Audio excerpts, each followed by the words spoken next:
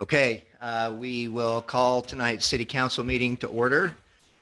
Welcome, everybody, and I will entertain a motion to enter closed session. You want to state the reason? Oh, well, it is for purposes of holding a strategy session to discuss pending or reasonably imminent litigation and or discuss the purchase, sale, exchange, or lease of real property and or the character, professional competence of, or physical or mental health of an individual in conformance with Utah Code 524204, 524205, etc. I'll make that motion. We move into closed session. Okay, a motion by Councilmember Pratt, Second that. a second by Councilmember Kinnison. Is this a roll call vote? Okay. Councilmember Malkovich, Yes. Councilmember Hilliard, Yes. Councilmember Pratt, Yes. Councilmember Kinnison, Yes. Councilmember Lunt. Yes. Okay, motion carried. We're in closed session. We are almost in closed session. Thanks.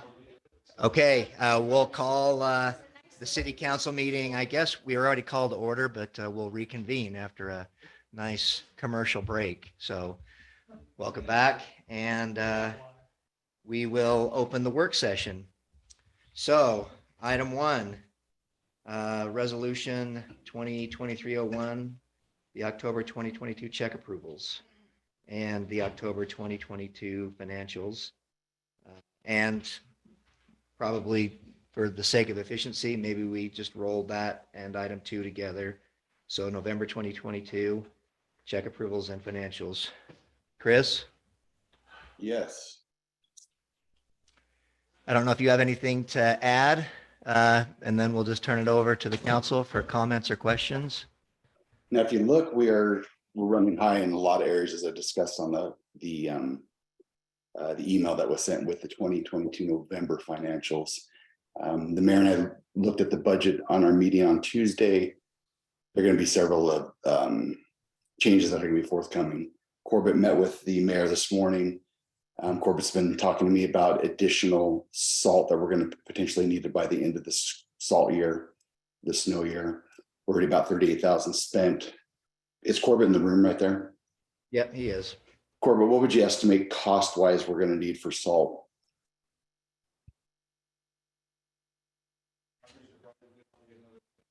$10,000 or $15,000.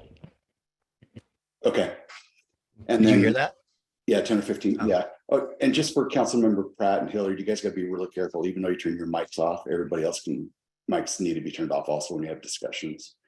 So Corbett, we can add that back in and then make some adjustments in some other areas. I have spoken with Craig, fire chief, today about his budget and maybe some areas that we could save some money there. We have selected, Mary did get an email from Lori today. We've got an email from the treasurer. We did collect another $56,000 in property taxes. So it puts us just about $815,000. And so we are a little bit lower than anticipated by this time. Yeah, we collected $31,000 additional in property taxes from prior years. So there's a lot of balancing coming back and forth. I guess what I'm getting at is the next council meeting that we have on the 24th, we'll do an adjustment of all the budgets and have a greater in-depth discussion about debits, credits, moving money around, making sure everything fits. That will be next meeting. Yes, Jody, is that still set? Please nod into the microphone, Jody. Yes. All right, thanks, Chris. Any comments or questions? Well, one more thing on the check approvals. Yeah. On the check approvals, Jody brought up a good point today that there was nothing referencing the payroll. And so we added a couple words in there. I think you guys all got the email earlier today. If you have any questions, comments, want to change that around, there's nothing proprietary about that. Just want to make sure that it's caught in there, that it's check approvals and the payroll. And then Jody is attaching the payroll files to the official record for check approval. So Chris, I did have one question there. Is the bank statements, when they're seeing the checks coming through there, if that is not necessarily lining up with your other documents, is that because they haven't cleared yet? People Correct. haven't necessarily cashed them? Okay, Correct. thank you. Yep. Okay, anything else? All right, then we'll move on to item 3, discussion by Councilmember Hilliard concerning the City of Woodland Hills purchasing and procurement policy. Ben? Nice. No, I've sent this to Chris, Janet, or not Chris. Yes, Chris, the mayor, and Lori and Jody last Friday, and you guys all received this, I believe, yesterday. I asked for it not to be in the actual city council meeting so that you guys have 2 weeks or so to look through it, because I understand that it's a extensive document. It is a pretty darn close pull from Payson City and what they're operating under. Most of it just reflects the city code. David's brought up a few things that I'm really grateful to see. You know, that there are a few things in our duties and what's the title of that book there? Powers and duties. Powers and duties that necessarily don't add up. And so I'll take a look at through there as well. But predominantly what I'd love to hear is thoughts, feelings, if you saw anything in your brief ability to look at it so far, things that I missed. Chris, I'd love to hear from you on what your thoughts are. Not necessarily right now, but if you have anything right now, that'd be great. But to just go through it, to just make sure that we aren't having any glaring omissions, or if there is things in there that just don't apply to our city, I'd be happy to take a look at that, do some reformatting, add, subtract, whatever necessarily needs to happen there. But I wanted something that everybody could quickly reference. It gives us a nice, concise location for how the fiscal systems and processes work within the city. And Ben, so the genesis of this, can you just give an overview as to, I know you and I talked briefly about it, but I think that might be beneficial to Please. maybe give Yeah. some background on why we're doing this or why you're doing this. I'm Well, just trying to No, you're with assume me. You're partial with me credit on this. man. but, No, we all get the credit. Mostly, I just had questions around what the policies were that we were using versus say what our code necessarily had. I believe certain things kind of slid in and out during codification, and I say that hesitantly because I wasn't part of the council at the time, and I don't think there was any malice in that aspect, but I just wanted to make sure everything was clear and concise with the documentation versus how the city's been operating, and so that they were together and in line. Great. And thanks for your efforts on that. Okay, anything else? Any comments or questions from anybody at this point? I got just a couple. I'm wondering, Ben, with Yeah. our title 1, and in chapter 12, there's a lot of, with this policy, it almost feels like it's going to replace some of the city title that's in there. And I'm just concerned that we've got this 42-page document that may or may not be lining up with that title and or replacing or circumventing some things that are in there. I thought we were under the impression that we were going to be adding things to the title, not coming up with a whole new policy. Yeah, so this would fall more into the handbook side of things, but I think you're right there. I need to look now at the code and get them in alignment.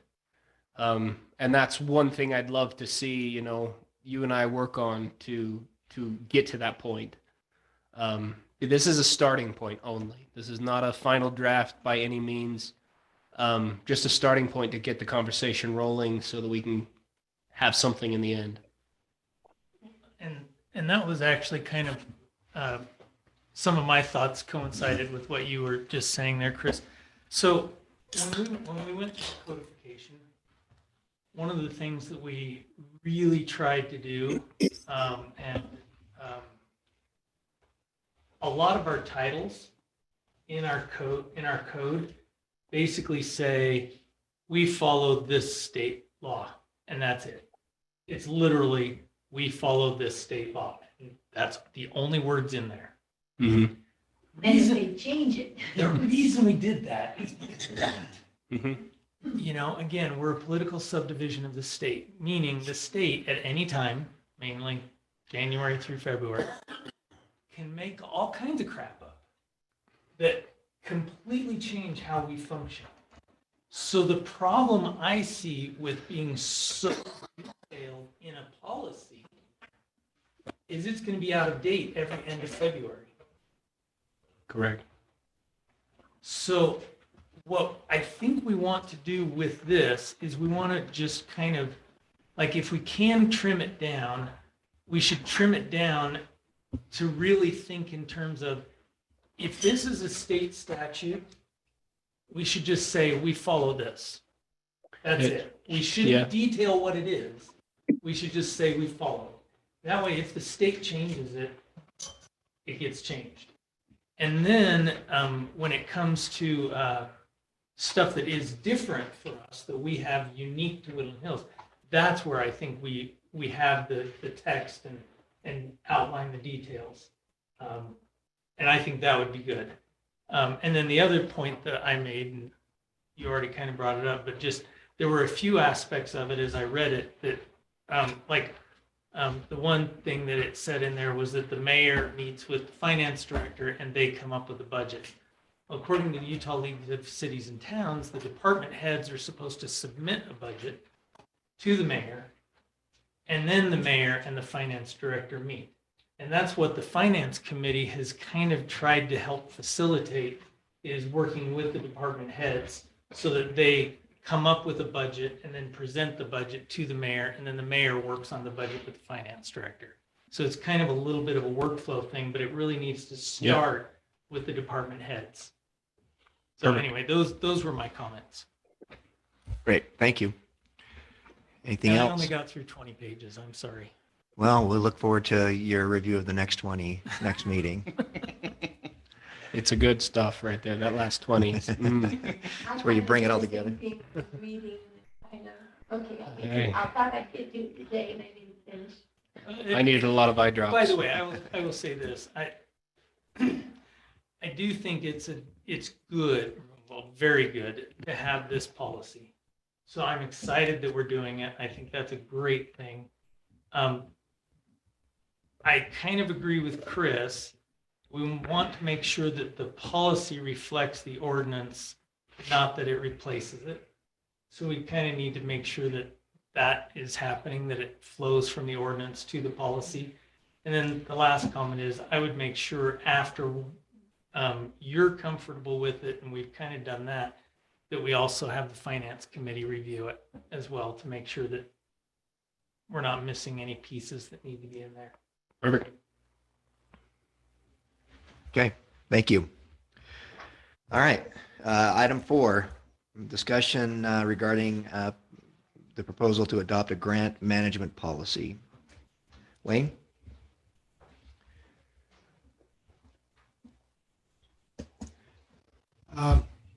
There was a discussion some time ago that the council had about the grant policy, and it was kind of tabled at the time.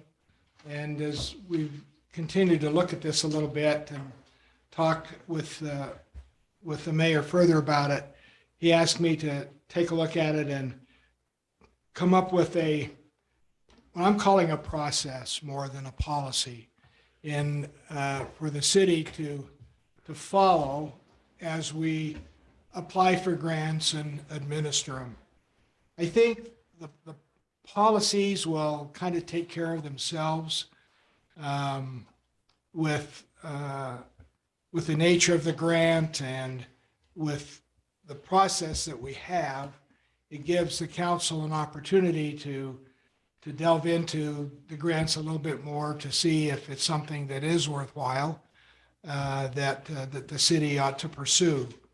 And so what I've put together and try to make it as skeletonized as I could, things that would be well to include in a request that would be made for a particular grant.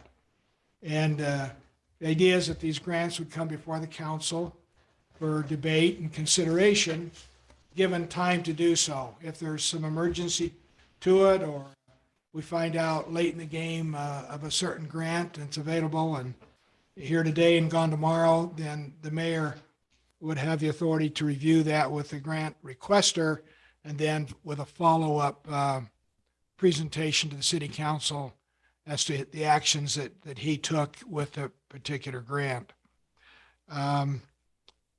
As part of the process, I think my suggestion would be to have our treasurer, Lori, kind of oversee these and keep the files. She wouldn't be a decision maker on them, but would maintain them and make them available to council when there's a need to do so. I've talked to her about that, and she said that she's willing to take that responsibility and do that if that's a decision that the council wants to make that assignment for her. So that's kind of the idea behind this, is just establish a kind of a uniform practice with how the grants are processed, and give council an opportunity to discuss them and review them as is needed. I've talked to the fire chief also. It's a little more paperwork than what he had hoped, but he said, I understand the need to do that in the processing consideration. So anyway, that's what this document consists of. If happy to answer any questions, if you want to have further discussion about it or look at it and meet in the future, that's all up to you. Just kind of prepared this as an outline to help the city as we go forward with grant requests or processes. Thanks, Wayne. All right. Anybody have any questions? I just need to read it further, better, more thoroughly. I did talk to Craig too. He was a little bit concerned of delays when there's a timeline involved that's tough, but. I think we've addressed that Yeah. too in here. There's a So lot of them.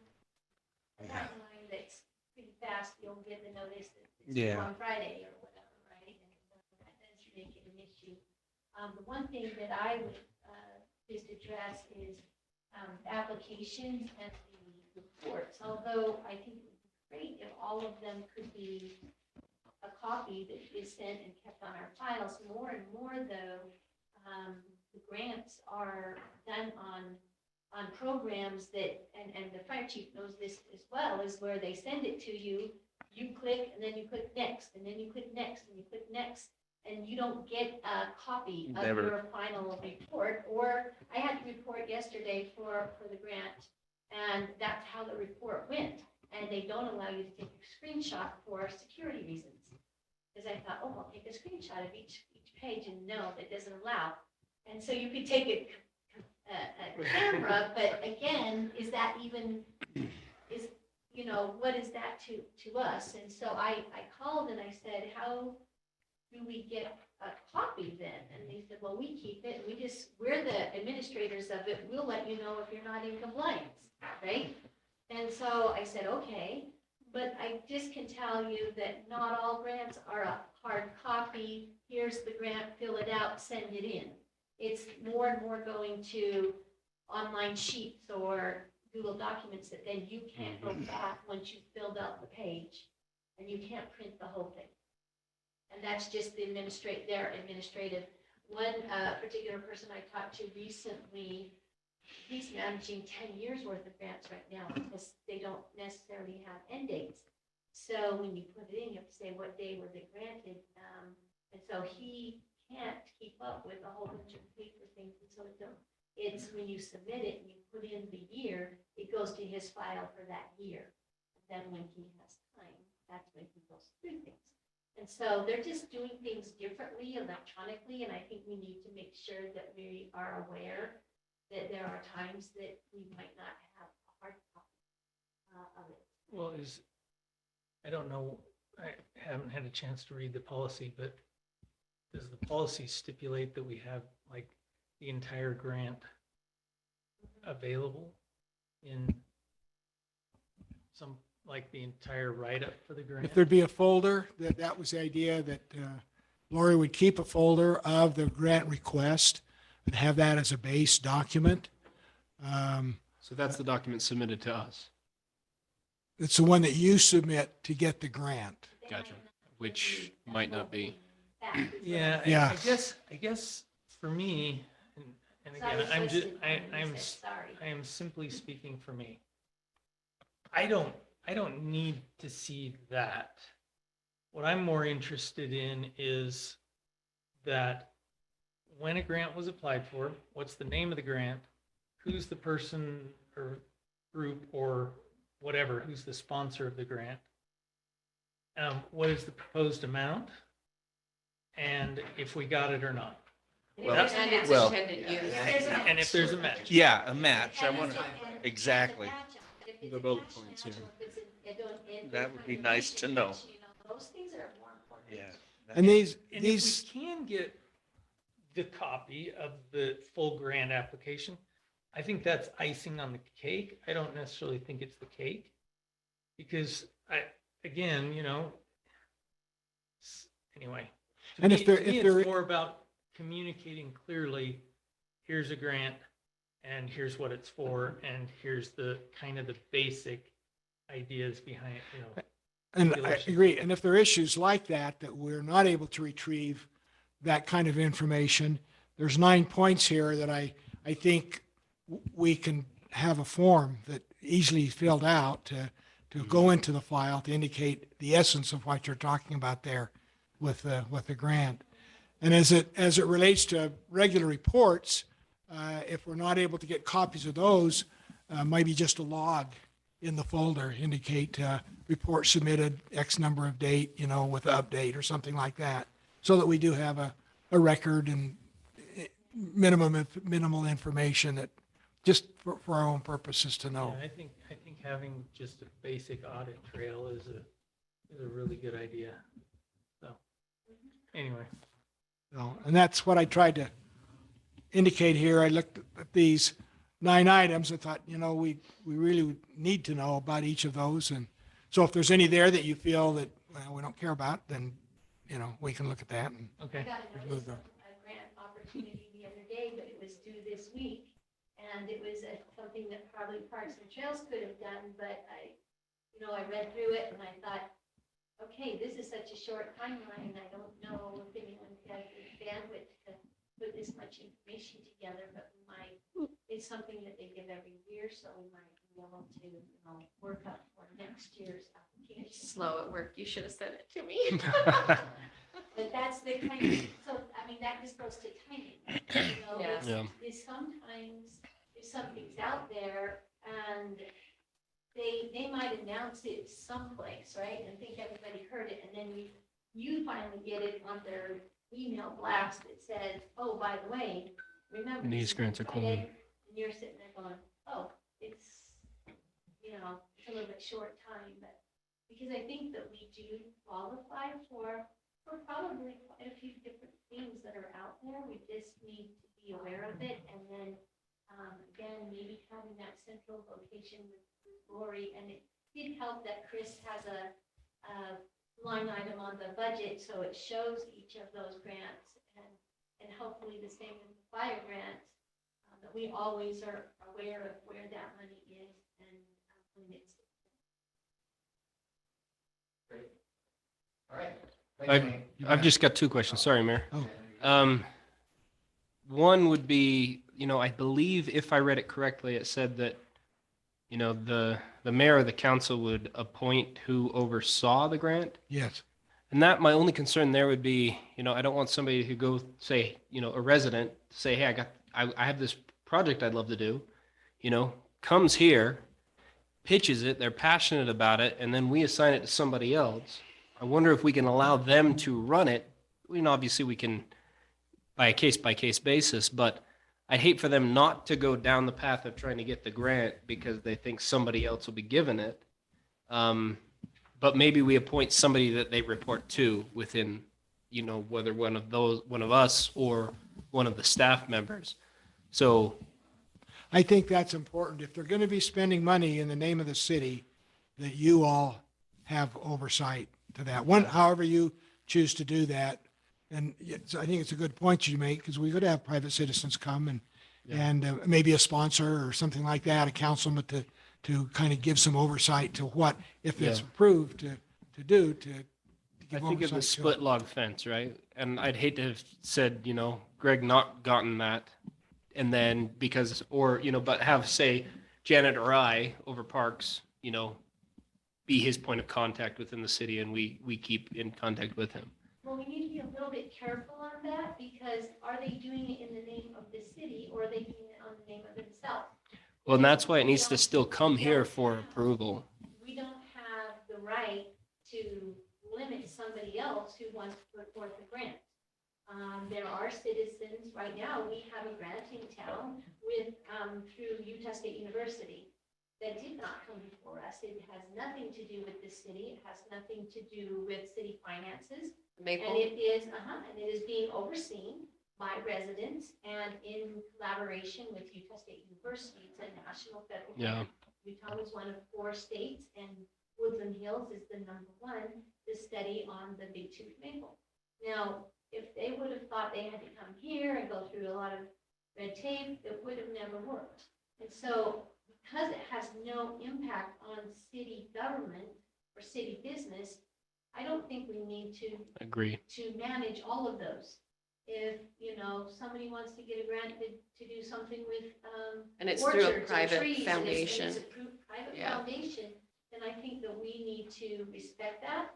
But if it has to do with a partnership at all with the city individually, I mean, Parks and Trails or whatever else we may see, right? Maybe we have a grant with the outdoor recreation on getting our ice skating rink finally, right? That would be an amazing grant. It would be an amazing Yeah. grant because we would have to have some sort of a refrigeration system to keep it solid all winter, as we saw from today's weather.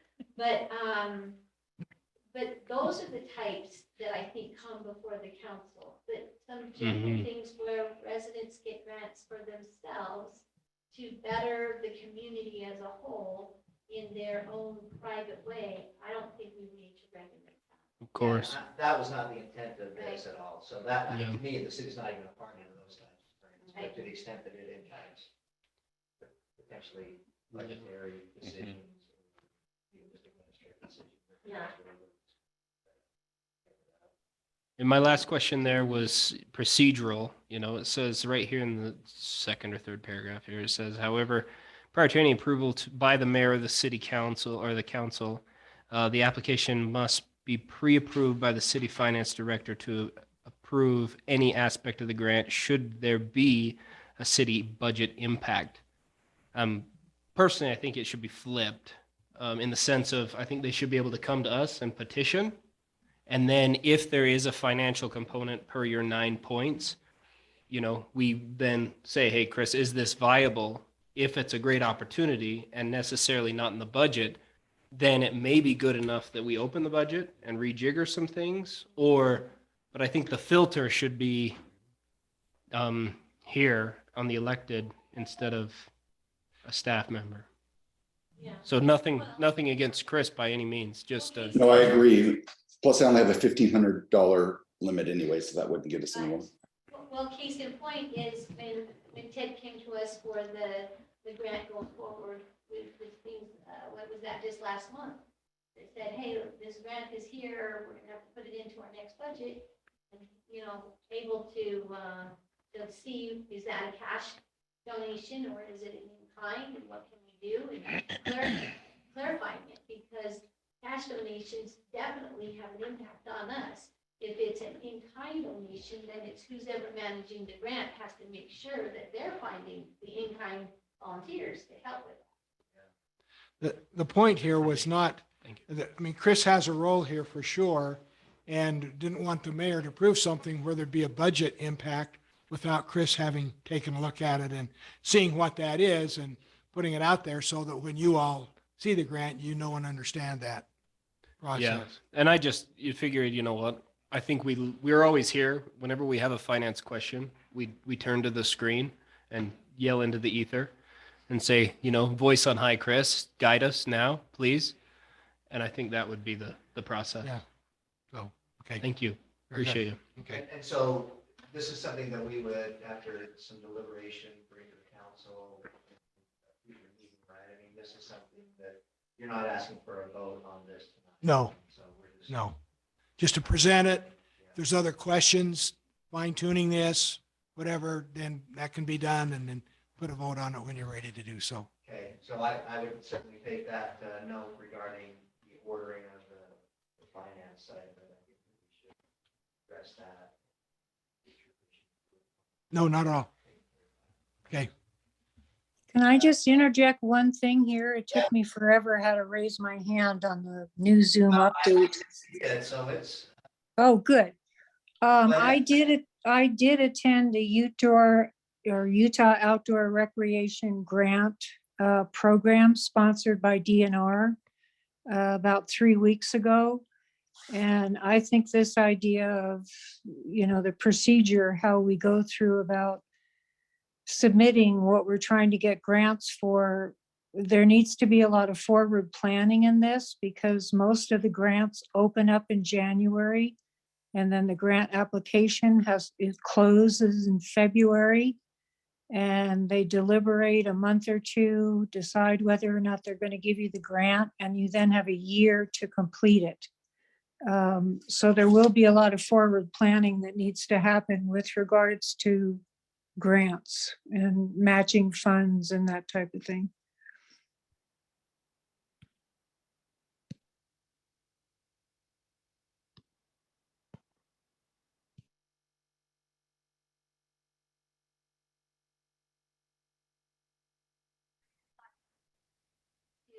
The Healthy Communities Grant through IHC. That's one that deals a lot with Parks and Rec. And that's how Spanish Fork got their Spanish Fork River Trail paved, is through that grant. They received that. I think they got $1 million.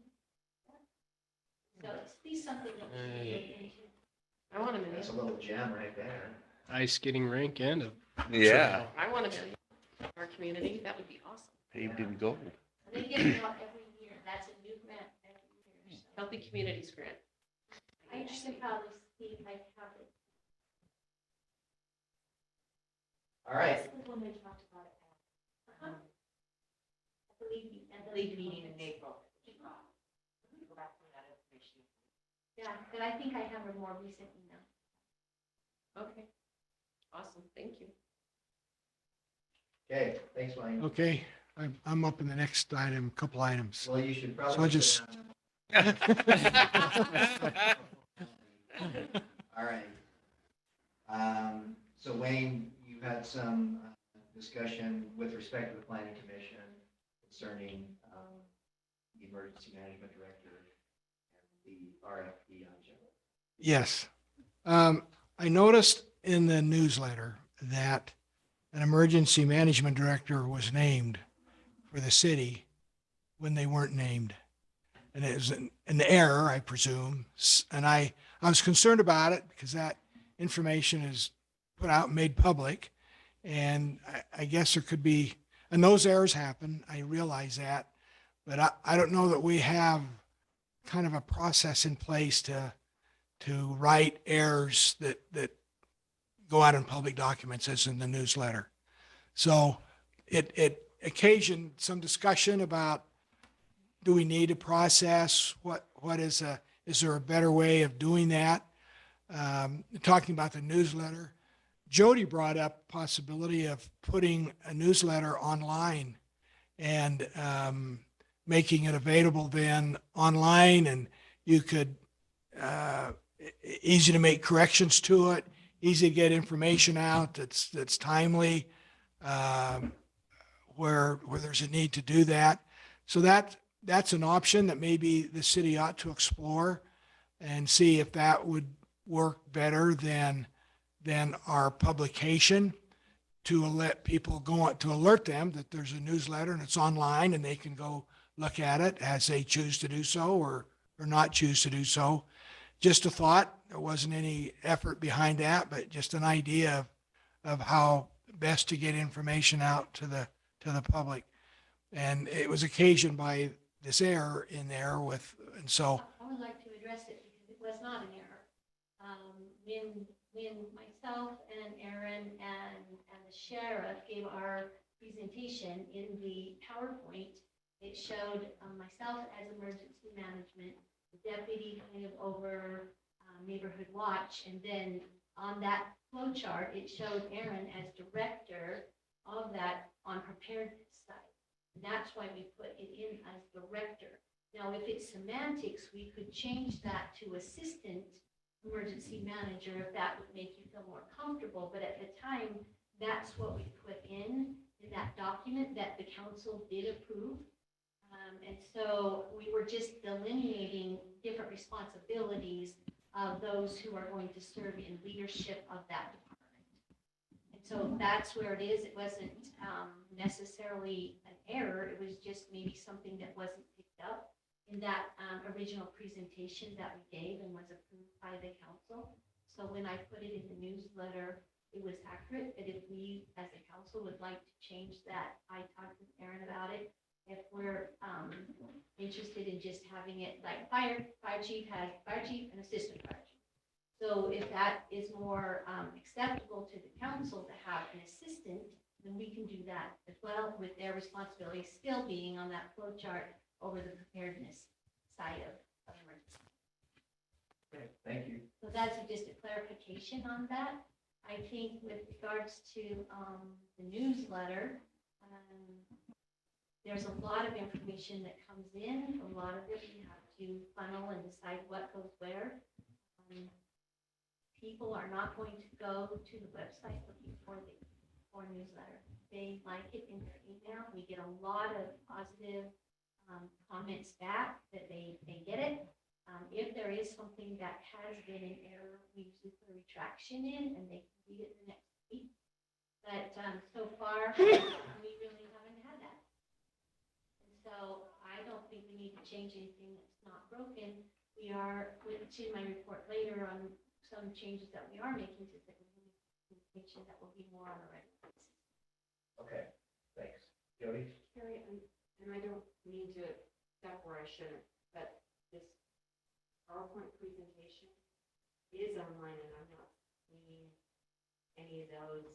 The flow chart isn't on there, It's on there, but it doesn't say who's on what. but it does say a director, doesn't it say No. director?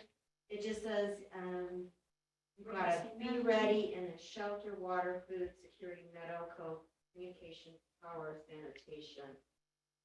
Unless I'm looking at the wrong PowerPoint, but that's, Yeah, because I think we made a flow chart that showed mayor and council, a department that had emergency management, and then underneath emergency management was the two sides that we're currently going to focus on, which was the Be Ready Woodland Hills, which is the preparedness, which is what Aaron is focusing on, and then the neighborhood watch, which will be part of law enforcement. Jody, I think it was the So- next council meeting. It might I'm have looking been- at all the PowerPoint. But I ones. can Yeah, if resubmit we that can if have we need it, to. and then that can be on there. I'm just going through my PowerPoint presentation. Okay, if it was an oversight on my part then of getting it to you, we can do that, and if we need to take another vote, or if we need to change the name of that title, we can do that and put it. Yeah, I think that to make sure that we comply with formalities, I don't think anybody has any objection to. I don't, but if it's just a simple matter of going through the formality. So I will get a new flow chart to you, if we can put that on the agenda for next time, and I think that we will change that word from director to just assistant. And that would go forward. So you're still looking for somebody in the director's position then? Am I understanding that correct? No, there won't be a director then? No, we'll just change the name from director to assistant. Assistant, Assistant Emergency. oh, He's okay. the emergency manager, and at the time, we just put those two different focuses, and we just called it director under the emergency manager. And I said, maybe what we should do is just similar to what fire does and just say assistant emergency manager, instead of emergency manager director, maybe that's confusing.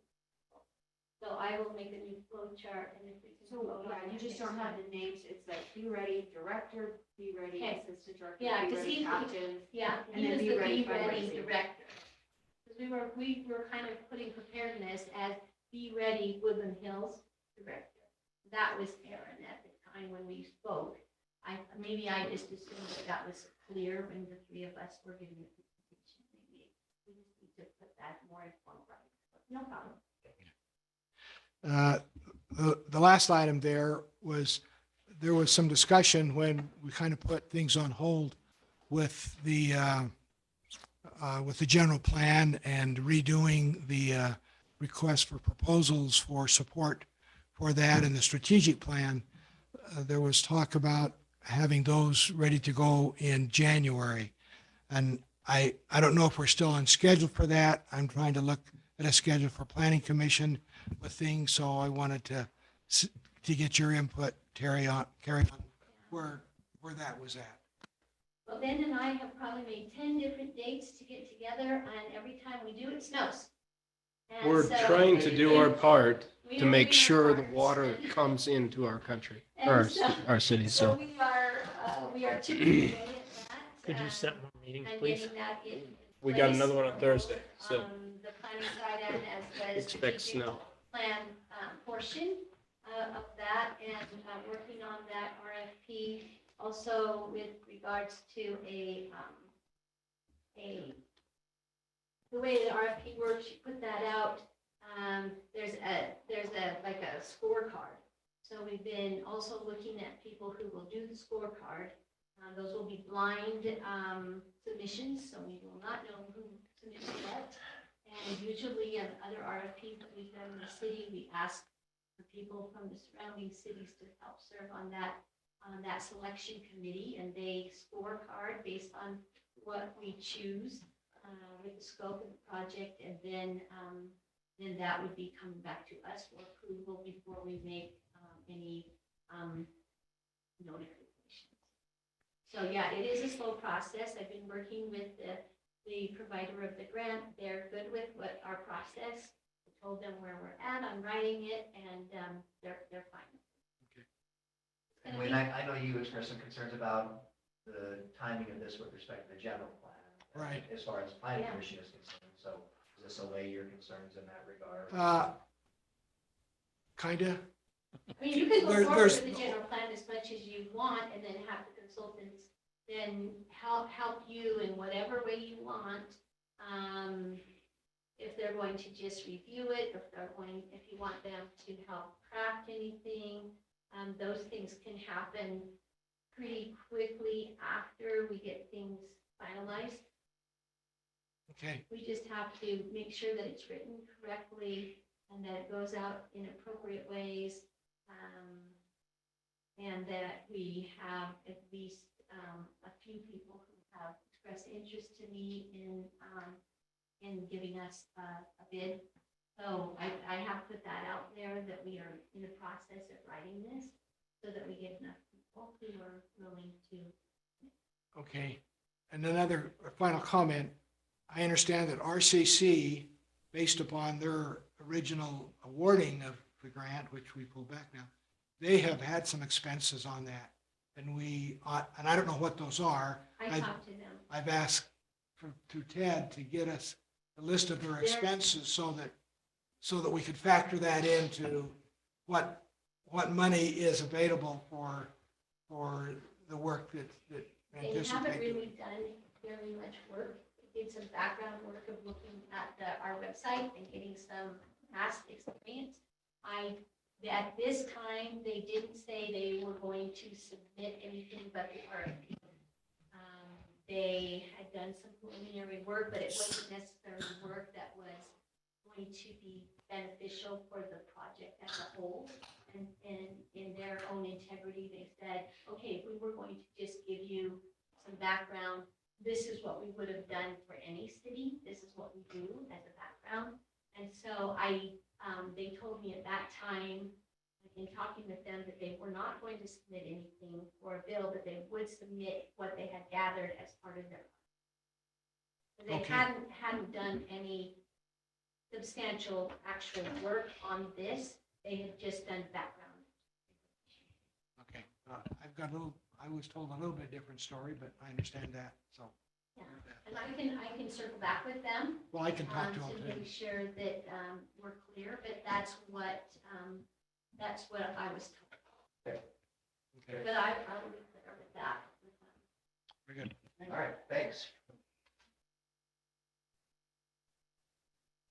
Because I had asked them if they wanted to send an invoice, to send it in November before we decided to change, and they chose not.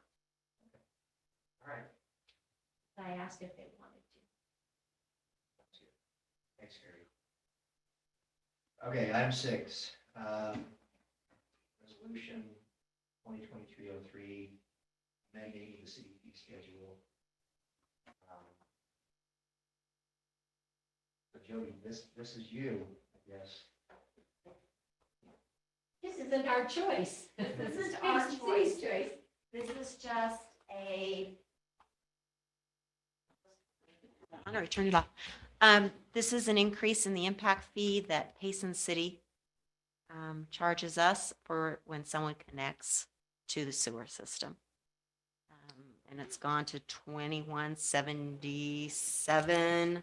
45. 45, and it's on page 9. That's So- one-time payment for a connection. It's a one-time payment for the connection. Okay, okay. So it's done when they either get a building permit or if someone who is on septic wants to connect or is able to connect to sewer if it's in their area. Okay. All right. Right. Let's vote Can you no. push back Unless on that? we want to fund it ourselves. No. And this went in effect January 1st. Oh, We've only had one permit that has been issued since January 1st. But there was a clause in our old resolution where we just stated on page,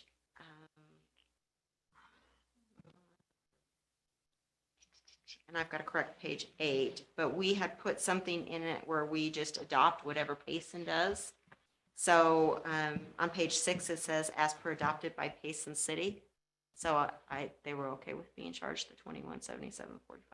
So Cool. All right. we didn't lose any money. Okay, thank you. Yep. Okay, this is discussion regarding ordinance 2023-01, fire department standard operating procedures. Doral, I'm guessing this was handed out to you. yeah, all this is a name change from procedures to guidelines in a place we found in the code that we needed to change this. So it doesn't affect anything else except just the name change. Standard operating Guidelines of is Woodland Hills Fire SOGs. Department. Yep. They were always SOPs when I was a boy. Now they're SOGs. Okay. That's all. But So just changing that word. yep, Okay. well, we could. Gonna go after Doral for this. I mean, I could. Well, I could talk about it for a half hour. I'd really like to. I'd like to read you. I'd like to give Doral a hard time. I'd like to so- read you our SOGs. They're very interesting. It seems so weird to call it SOG. I know. Song. I know. I think that's to be in, it's to be in compliance with the county SOG. You're the fire department, though. They make things soggy. I know. that's true. Okay. Thank you. Thanks, Doral. Item 8, discussion, update, filings with the court, district court in Utah State Appellate Court. Jody has provided us with Yeah. the synopsis. I don't know if anybody has anything more to comment on or question. It's just interesting, closed. Made me happy when I read it. Closed is a great word to see in that context. It feels a little bit like there's a light at the end of the tunnel, right? Because really, there's only 2. Well, this is when Corbett would say that light's a train. Corbett. You ray of sunshine, you. He's been hit before, so I. Yeah. Yeah, no, it's looking promising. Gotta cling to hope. Thanks for the summary there, Jody. That was good. These are always very good. Jody will have her legal degree when we're done with this. Judge Jody. Okay, item 9. This is budgetary item request for salt for snow removal.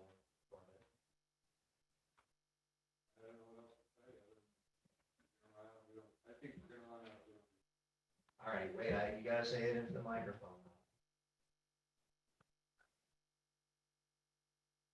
Test. Does that work? Yep. Yeah, I don't know what else to say other than if we don't do something, we're gonna run out of salt. Okay, and I did talk to Chris a little bit about this after he spoke Corbett. Yeah, David. My only comment is, and I don't disagree with Corbett, so, but what we need to do is we need to find out, okay, which Paul are we going to rob? And Corbett, the way I understand it, there's not like an immediate, like not within the No. next 2 weeks, right? So No, I mean, a good storm, we'll go through 40 ton in a good storm, in a heavy storm. I figure we've got 250 to 300 ton left down there. That might be, I mean, looking at it again, that might be a little high on the estimate side. But no, it's not an immediate need, but there's absolutely going to be a need before the year's out. Dave, I don't know if Dave sent everybody the research that he's done, but Dave keeps pretty good track of the storms and, how much snow we get. According to his report, we're 40% through the year as far as average snow events that require us to plow. And we've gone through 75% of the salt. The difference is it's just a heavy storm. It's a heavy snow this year. Do I mean, you that's have- why you see the reports where the snowpack's 180%, I think, in the Provo Basin, the Provo Drainage Basin.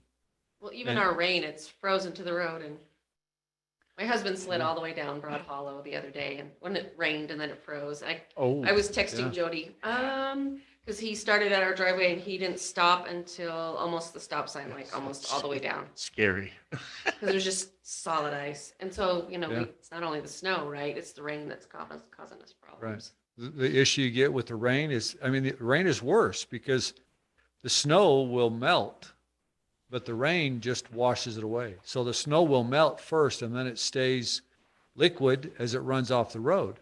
But when it's freezing rain, the rain washes the salt off the road before you can get back again, and then it freezes to the road. And so there's an absolute science to it, and it's a crapshoot most of the time. Do you have a snow total to now for the year in Woodland Hills? Inch wise, or Yeah. we're at over 80 inches. Is it The really? report Dave does is at your house, mid-mountain. He calls it Okay. mid-mountain, I heard 54 once, And, but it's bigger. 138 inches, 27 storms, Get out of here. 35 days, Woodland Hills? 138 inches mid-mountain. 138 inches, Yep, 27 storms. 27 storms over 35 days, 138 inches mid-mountain. What about Upper Mountain? That's always been That's- put in, people. More. Yeah, Carrie, that's a fascinating. What? Oh, no. Wait a minute. I'm reading that wrong. There have been 20 plowing events spanning 33 days for a total of 81 inches mid-mountain. This snow has twice the water content of all of last year's snowfall, 27 storms, 35 days, 138 inches. So even though we've only got 81 inches compared to last year's 138 inches, over the entire year, there's twice as much water in the 81 inches that we've gotten this year. That's awesome. And it's raining right Pray now. for more. Well, that's what everybody's And saying. windy. Mary, do you have something else that you were gonna- Yes, I was going to ask, how quickly they can get the salt up here because I think every city in all East Northern Yeah. Utah has run out of salt. And so has it, you've also talked to us about the difference between dry salt and wet salt and the expense that's added wet salt. And so I was just going to ask you on just, you know, the process of getting it here and the way. Yeah, they'll get it here as soon as they can fit us into their schedule as far as trucking, the transportation of it. We don't have any control over that, but they've been pretty good about getting it to us, you know, especially when we need it.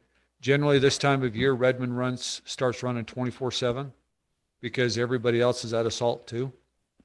And so it's just a matter of getting the trucks scheduled to get it to us. Is this supposed to be turning to snow tonight? Yes. I mean, considering 1 a.m. What did Chocolate got, like 60 inches today? So.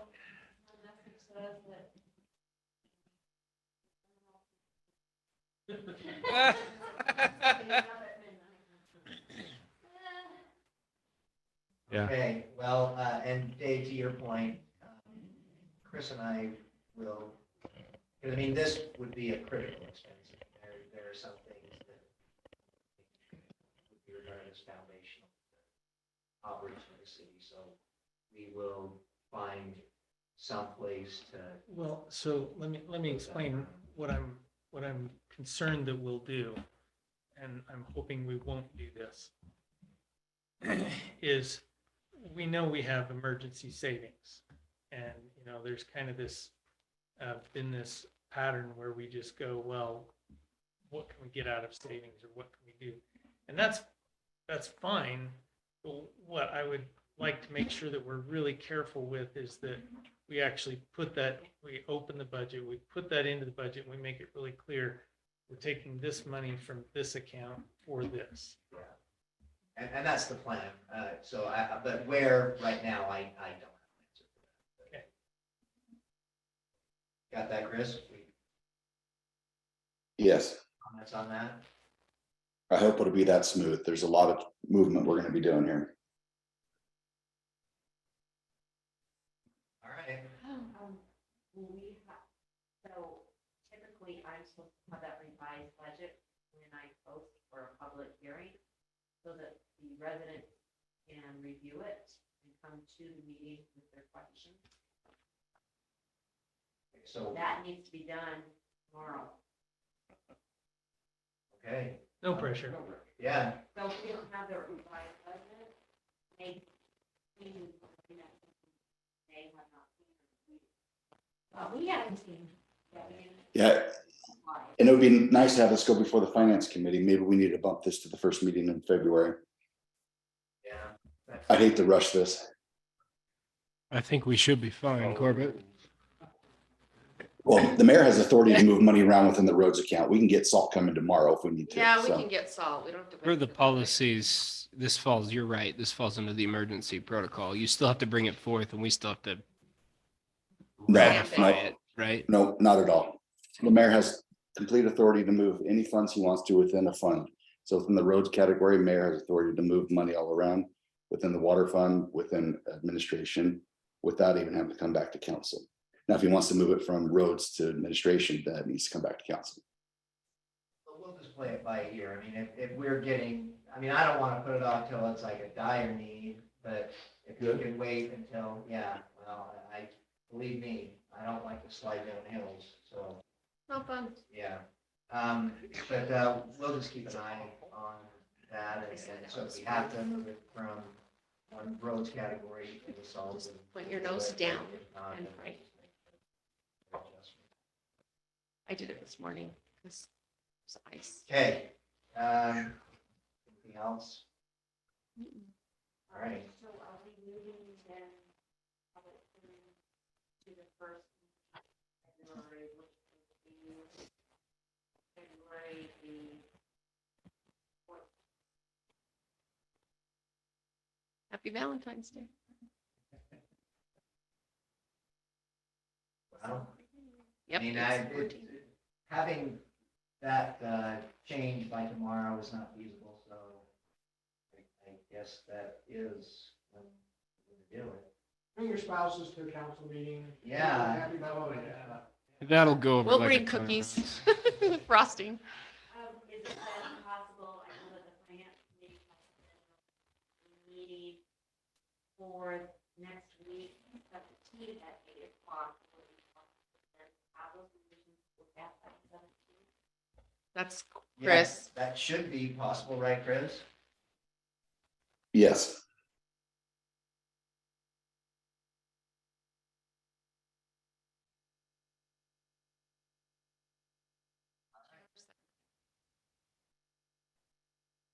Jody isn't PTR that night as well.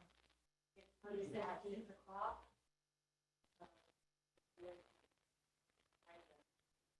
Our fast deadline. So I'll be here all night. Okay. That'll make it good. And who are we kidding? Valentine's, it's a corporate gimmick. Do you know what? My husband has a game. He'll be at a game. He'll be coaching a game that night. So it's all good. Okay, perfect. Item 10. Mark, you still with us? So I know, Mark, you had some comments that you wanted to make about Public Works Committee generally, and then maybe some commentary about the aquifer. So you're prepared? Yes, Mayor, probably my fault here. I'm not gonna even say probably my fault. It was my fault. I miscommunicated with Jody. I was gonna ask to put that off until next meeting so I could be a little bit more prepared to discuss that. So if we could I ask that we put that off till next meeting or another meeting is convenient? I'm not actually prepared to discuss that tonight. Yeah, no, that's fine. How about Valentine's Day? Yeah, I'll tell you what, I'll get with Jody on that and we'll work out on the schedule, whether it be Valentine's Day or the following one in February. You want everyone else to suffer too? Is that what's happening? Yeah, I figured we should 24th. also. Right? And Mark, you might want to also just look into, there is some, right now, I mean, according to Corbett, our aquifer is somewhat okay, but they're giving out some money on the state level for recharging aquifers right now. Seems to be a hot topic. So. So if we might pump wanna the look water into out, we that. can pump it right back in. Is, We just find a well higher than us. Well, yeah, unfortunately, without doing infiltration of another water source, the only way to charge the aquifer is precipitation, which we seem to be getting plenty of this year. I will say that, what we would be looking at would be something that would be a several year study, and it would probably involve more than just the city of Woodland Hills. All right, yeah, we'll revisit that. Jody, my microphone light is not on. I don't know if. Here, present. Oh, I know you. I'll just, I don't think it'll shorten the meeting much. We got that. Yeah, we got that. thank you. Yeah, you're on tape. I didn't do it. I just threatened. I went like this. I didn't do anything.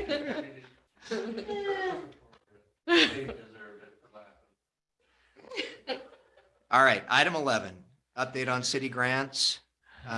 Carrie, UDOT, ARPA. Yep, so first with UDOT, I kind of explained that a little bit earlier, that's our community development grant. I'm in close communication with the gentleman who oversees those grants, and I've told him kind of where we're at on our time frame, and he's absolutely on board and supportive of our change in direction a little to get the RFPs. I just submitted the report. At the end of each quarter, we submit the report. We haven't had any expenditures at this time. So we're on target. We're just are trying to make sure that we've written it so that it complies with our financial policy and also the intent of what the grant is for.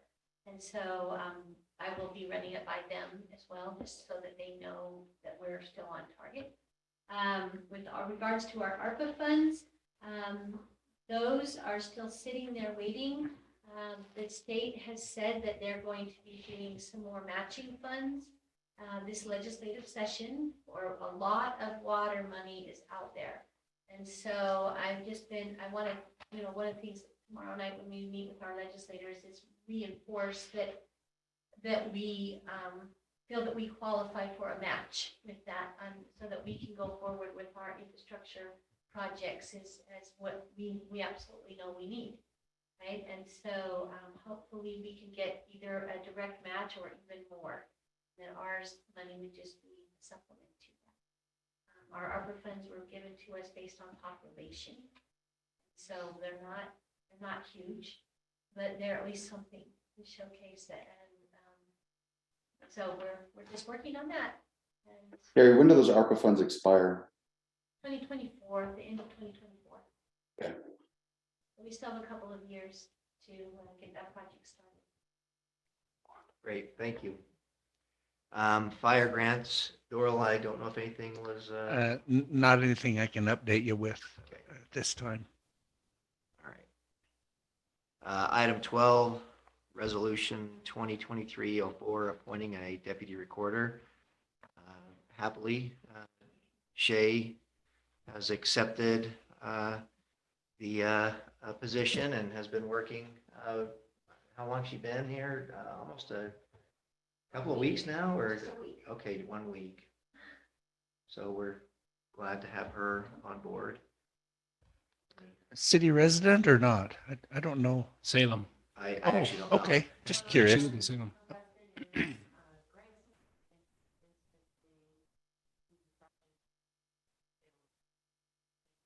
Oh, I do know him. Okay, Great, okay. cool. Glad she's here. Yeah. Janet's met all. Yeah. Is there a law enforcement officer? Yeah, she, She brought that up for the record. I shouldn't have even parked by you. I'm at risk right here. Okay, no discussion on that, then we'll move on. Updates and city council reports. Corbett? Water break yesterday, East Lakeview, stress fracture. I assume that's what it's called. It's where the pipe just breaks and you have a line that goes all the way around the pipe. Wow. Can't even get a knife into the crack, but you can sure get a lot of water out of it. Wow. It's like a river. Interesting. I got the call from Carrie yesterday morning and we had it fixed by noon. Great work. Thank you. It was really helpful that we had that backup to be able to get that. Oh, done. that's the best. tool. Question, is that our, or did we use, No, it's ours. I mean, we started using that. I mean, Noel rented it to us when we did Woodland Hills Drive on a rent to own.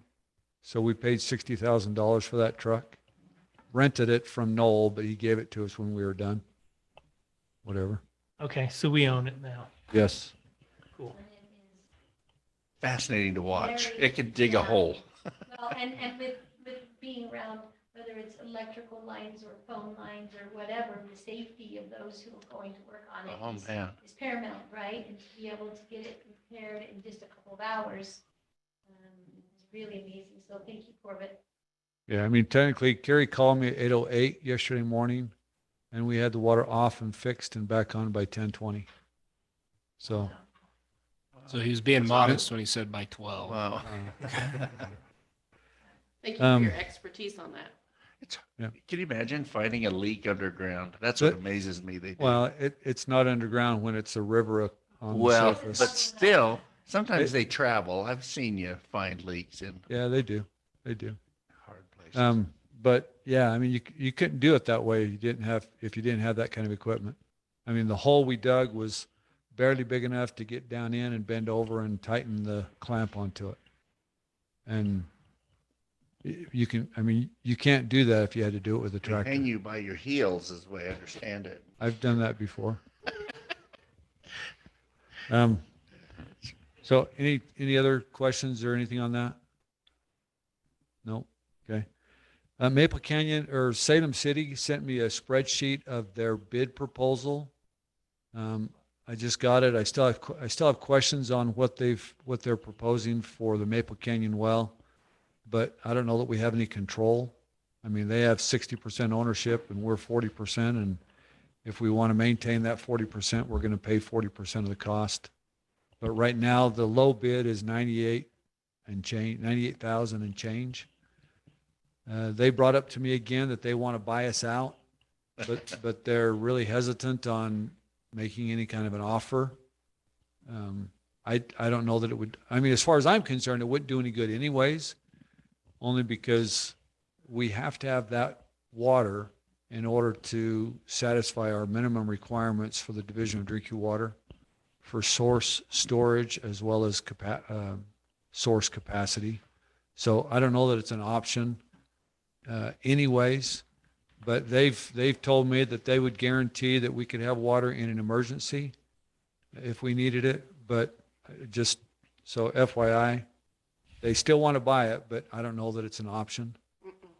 I like I'm opposed to giving up any water. I like I'm your sorry. thinking too. Yeah, So how keep it. much are they were going to at one time come here and give us a presentation on this. Yeah, they've put everything off until spring. Okay, And so I don't know that they feel like there's any kind of an urgency to do that. okay. 'Cause But we that- don't know what they want for the assessment. 40, You they just want said- $40,000 from you. But we don't know when it come due. No. right? And if they don't do it till spring, is that 40 going to be, I mean, is the 98 going to be a 6-month quote, or is it going to be a 30-day quote?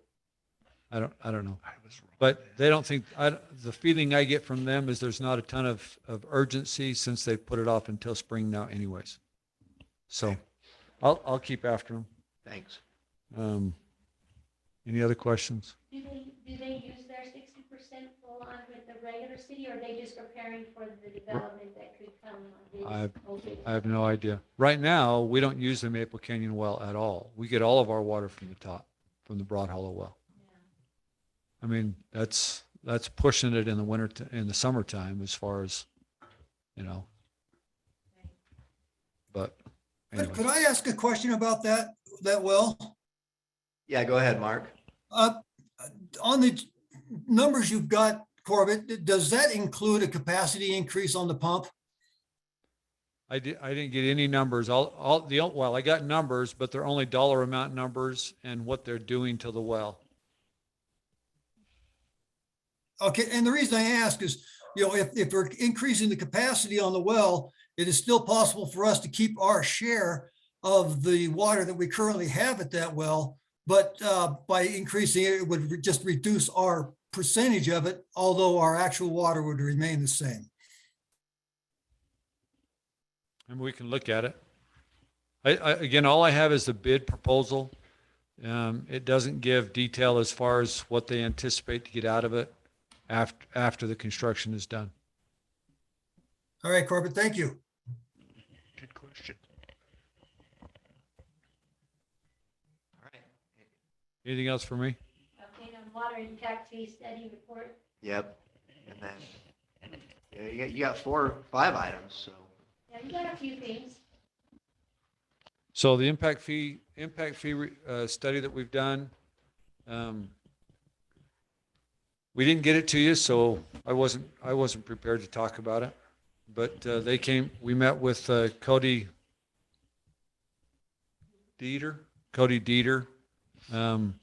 He's the group that did the impact fee study. He's got some kind of high level outlines. He needed some more information from us when we met with him and his group the other day, but we don't have anything solid yet as far as being able to present to the city council or to change resolution. It looks like the impact fees may go down a little bit from what we've been charging, and impact fees will go up and down, not often, but it's based on anticipated growth. And so when the growth is better than you anticipate, then the impact fees naturally have to come down. If the growth is less than you anticipate, then it's just the opposite. So impact fees change often, like we just saw with Payson.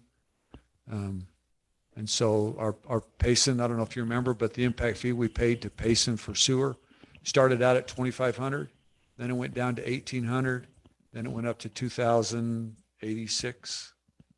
And then it just now went up again to 2177. So impact fee studies, impact fee amounts change as often as the studies are done. But it looks like our impact fees are going to go down a little bit based on what they told us the other day. How often do we have to have one of these studies just to be compliant with this? I think it's every 5 years. It may be less than that because we're a smaller community, but I think it's every 5 years. Okay. Update on meeting with Summit Creek. I think it went, well, we didn't really accomplish. I don't think, Ben, not to be hard on the meeting, but I don't think we accomplished anything. Yeah. Yeah, please. Is that one working now, Jody? Or did I take it? Yes, if you put on the green light. Okay. Fantastic.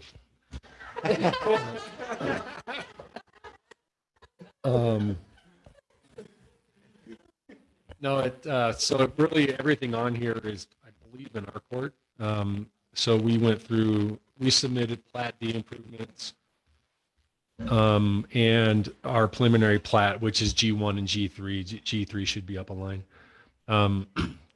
And Ted and his group did their review with all their comments, and then we responded. We met to kind of go through their comments just so we could clarify stuff. And so my engineer is working on those. So Plat D and then Summit Creek G1 and G3, my engineer is working through our response to the city's engineer comments, and then we'll submit those back in when he's done. G2, that was approved as a plat over 2 years ago. We had no activity on that. And so if nothing happens over a 2-year period, it basically has to be approved again. And so I'm working on that application and making sure I have the right drawings and I'm hoping to get that to Jody tomorrow. And then West Loafer, we met last week to talk about the 3 options. And I'm still working with our ownership and management group to kind of go through those and decide and figure out our involvement and how we're going to work with the city to get that road done. So I know that you're speaking for a group, but can we get some sense on the timeline for that particular project? Just because I'd like to see that advancing. yeah, it's just been a matter of trying to get everyone together to talk about it. And so I met with part of them. There's just others that haven't been able to coordinate schedules with. And so let me check with Bucky tomorrow, and I'll shoot you an email and see if we can get a timeline for when they'll all be able to get together and talk about it. It's just been sort of hit and miss with everyone coming off the holiday. So, and I think that's it. Did I misspeak, Jody? Does that sound right? You did great. Yes. Okay.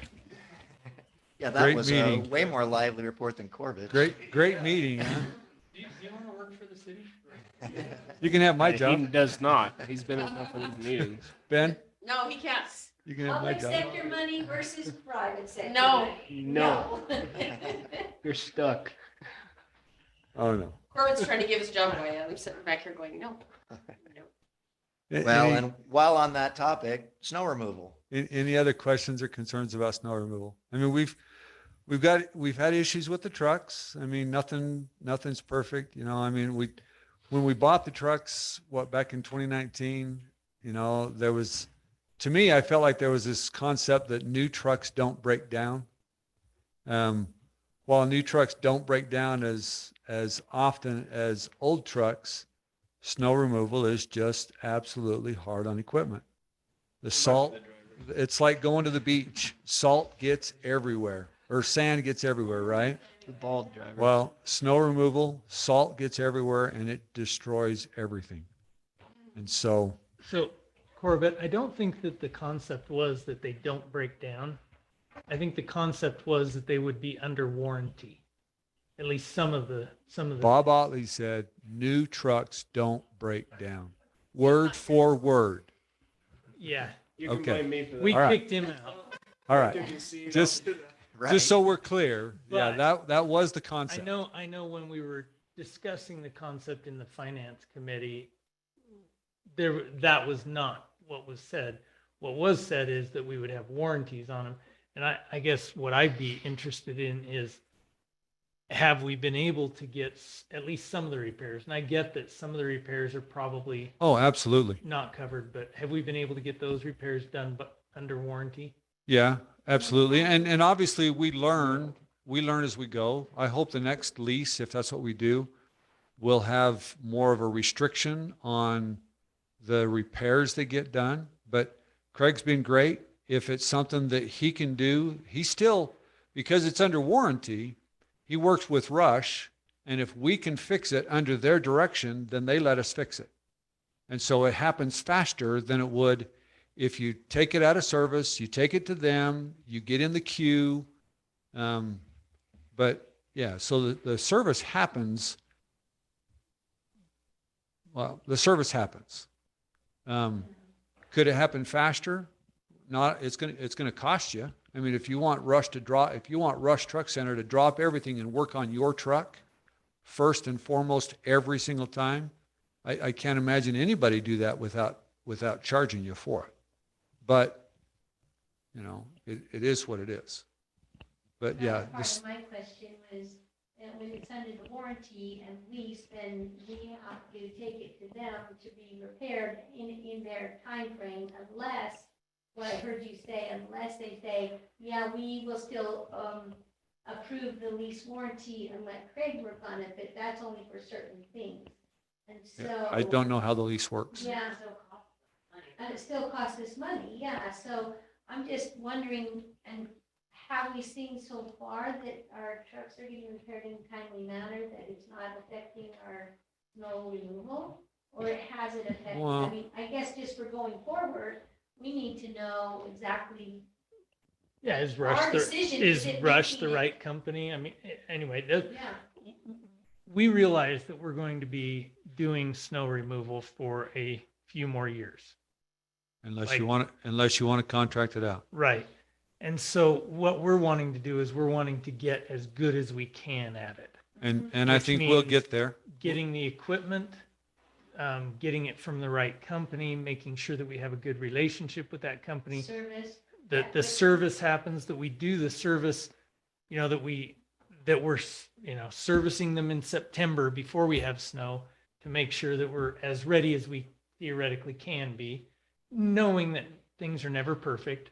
But we just want to get that aspect as good as we possibly can. So that's why we're asking for this feedback. And I think we're learning that as we go. I mean, obviously nobody's perfect right out of the chute. We're learning that as we go. We're learning about Rush. And again, you take someone to an outside place and now you're dealing with their mechanics, their technicians, and them keeping their mechanics and their technicians. Because if the guy that knows everything decides to bail out and go someplace else, you still have to go to Rush Truck Center because that's where the warranty's at.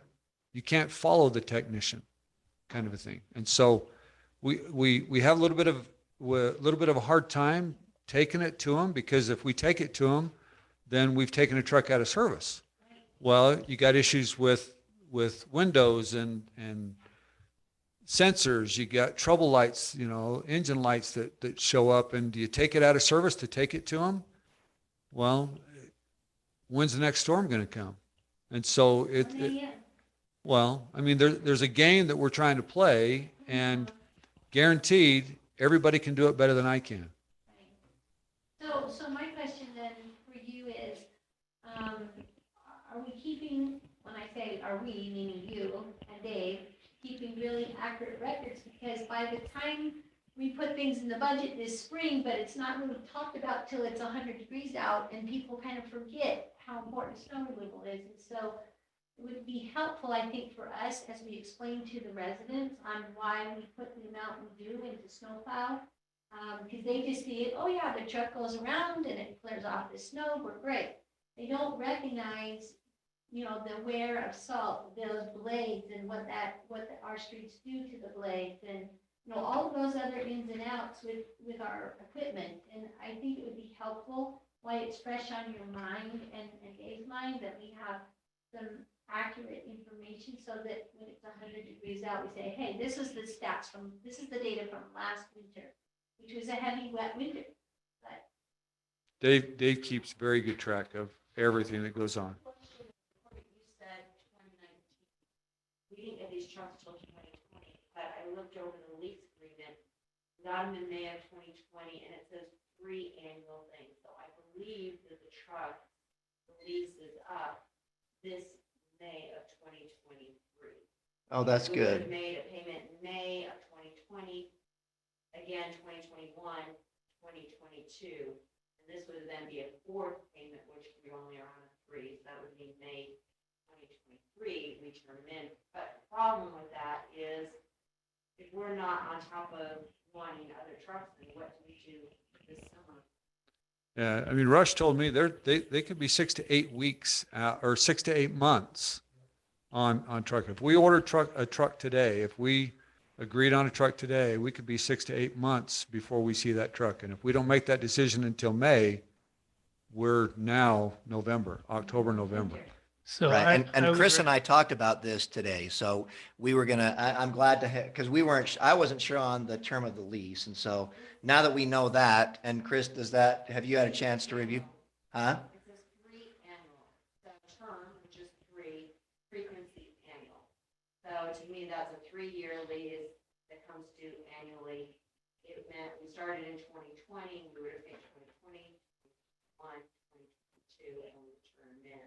Well, and as I recall, we did a 3-year lease because this was an experiment. We didn't know if these trucks could actually plow Woodland Hills roads. And so we didn't want to commit to a 5-year lease when we weren't sure whether the truck that we were getting, the size that we were getting, could actually handle the roads. And so anyway, but if that's the case, that it is up, then I'd recommend that we also have the finance committee put that on their agenda as well, so that we get another evaluation done. And I think the feedback that you're giving us, Corbett, is super valuable on, okay, how well did the trucks hold up? We did a 3-year lease. Do we feel like we got the value out of them based on their ability to do the job? Would we want to go with a slightly bigger truck? Would we want to go with a slightly smaller truck? I mean, I don't know. But all that stuff should be taken into account as we look at the next lease. And especially because we we leased them for multi-use year-round use. Public works in the summer, snow removal in the winter. And so making sure that they are living up to both expectations. Well, so what I would propose then is that we get, and Chris, this is to you as well, we get the information to the finance committee, the sort of data that they can do a review. And then, so as far as operationally, I mean, I think that if the term of the lease does end May of this year, we absolutely should be moving forward with ordering the next batch, assuming the lease is the way we want to go a I'll second also say time. this, there is a buyout option for these trucks.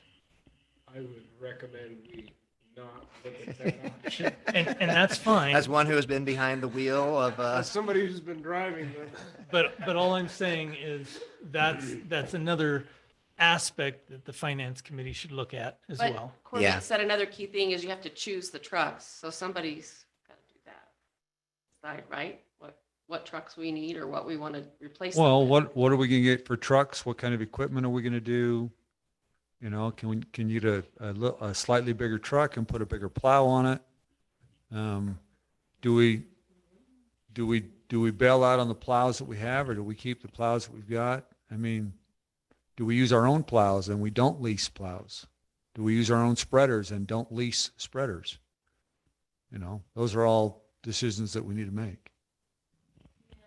So I was at South Valley board meeting today. It's like 2.5 hours, but there's somebody from each city, Provo, Salem, all of our, anyway, and they all lease their equipment. Just throwing that out there. They don't own the majority of their equipment. The majority of it is leased. That's what was the discussion today. So that they can Well- turn them around and keep the newer equipment and keep it in good shape.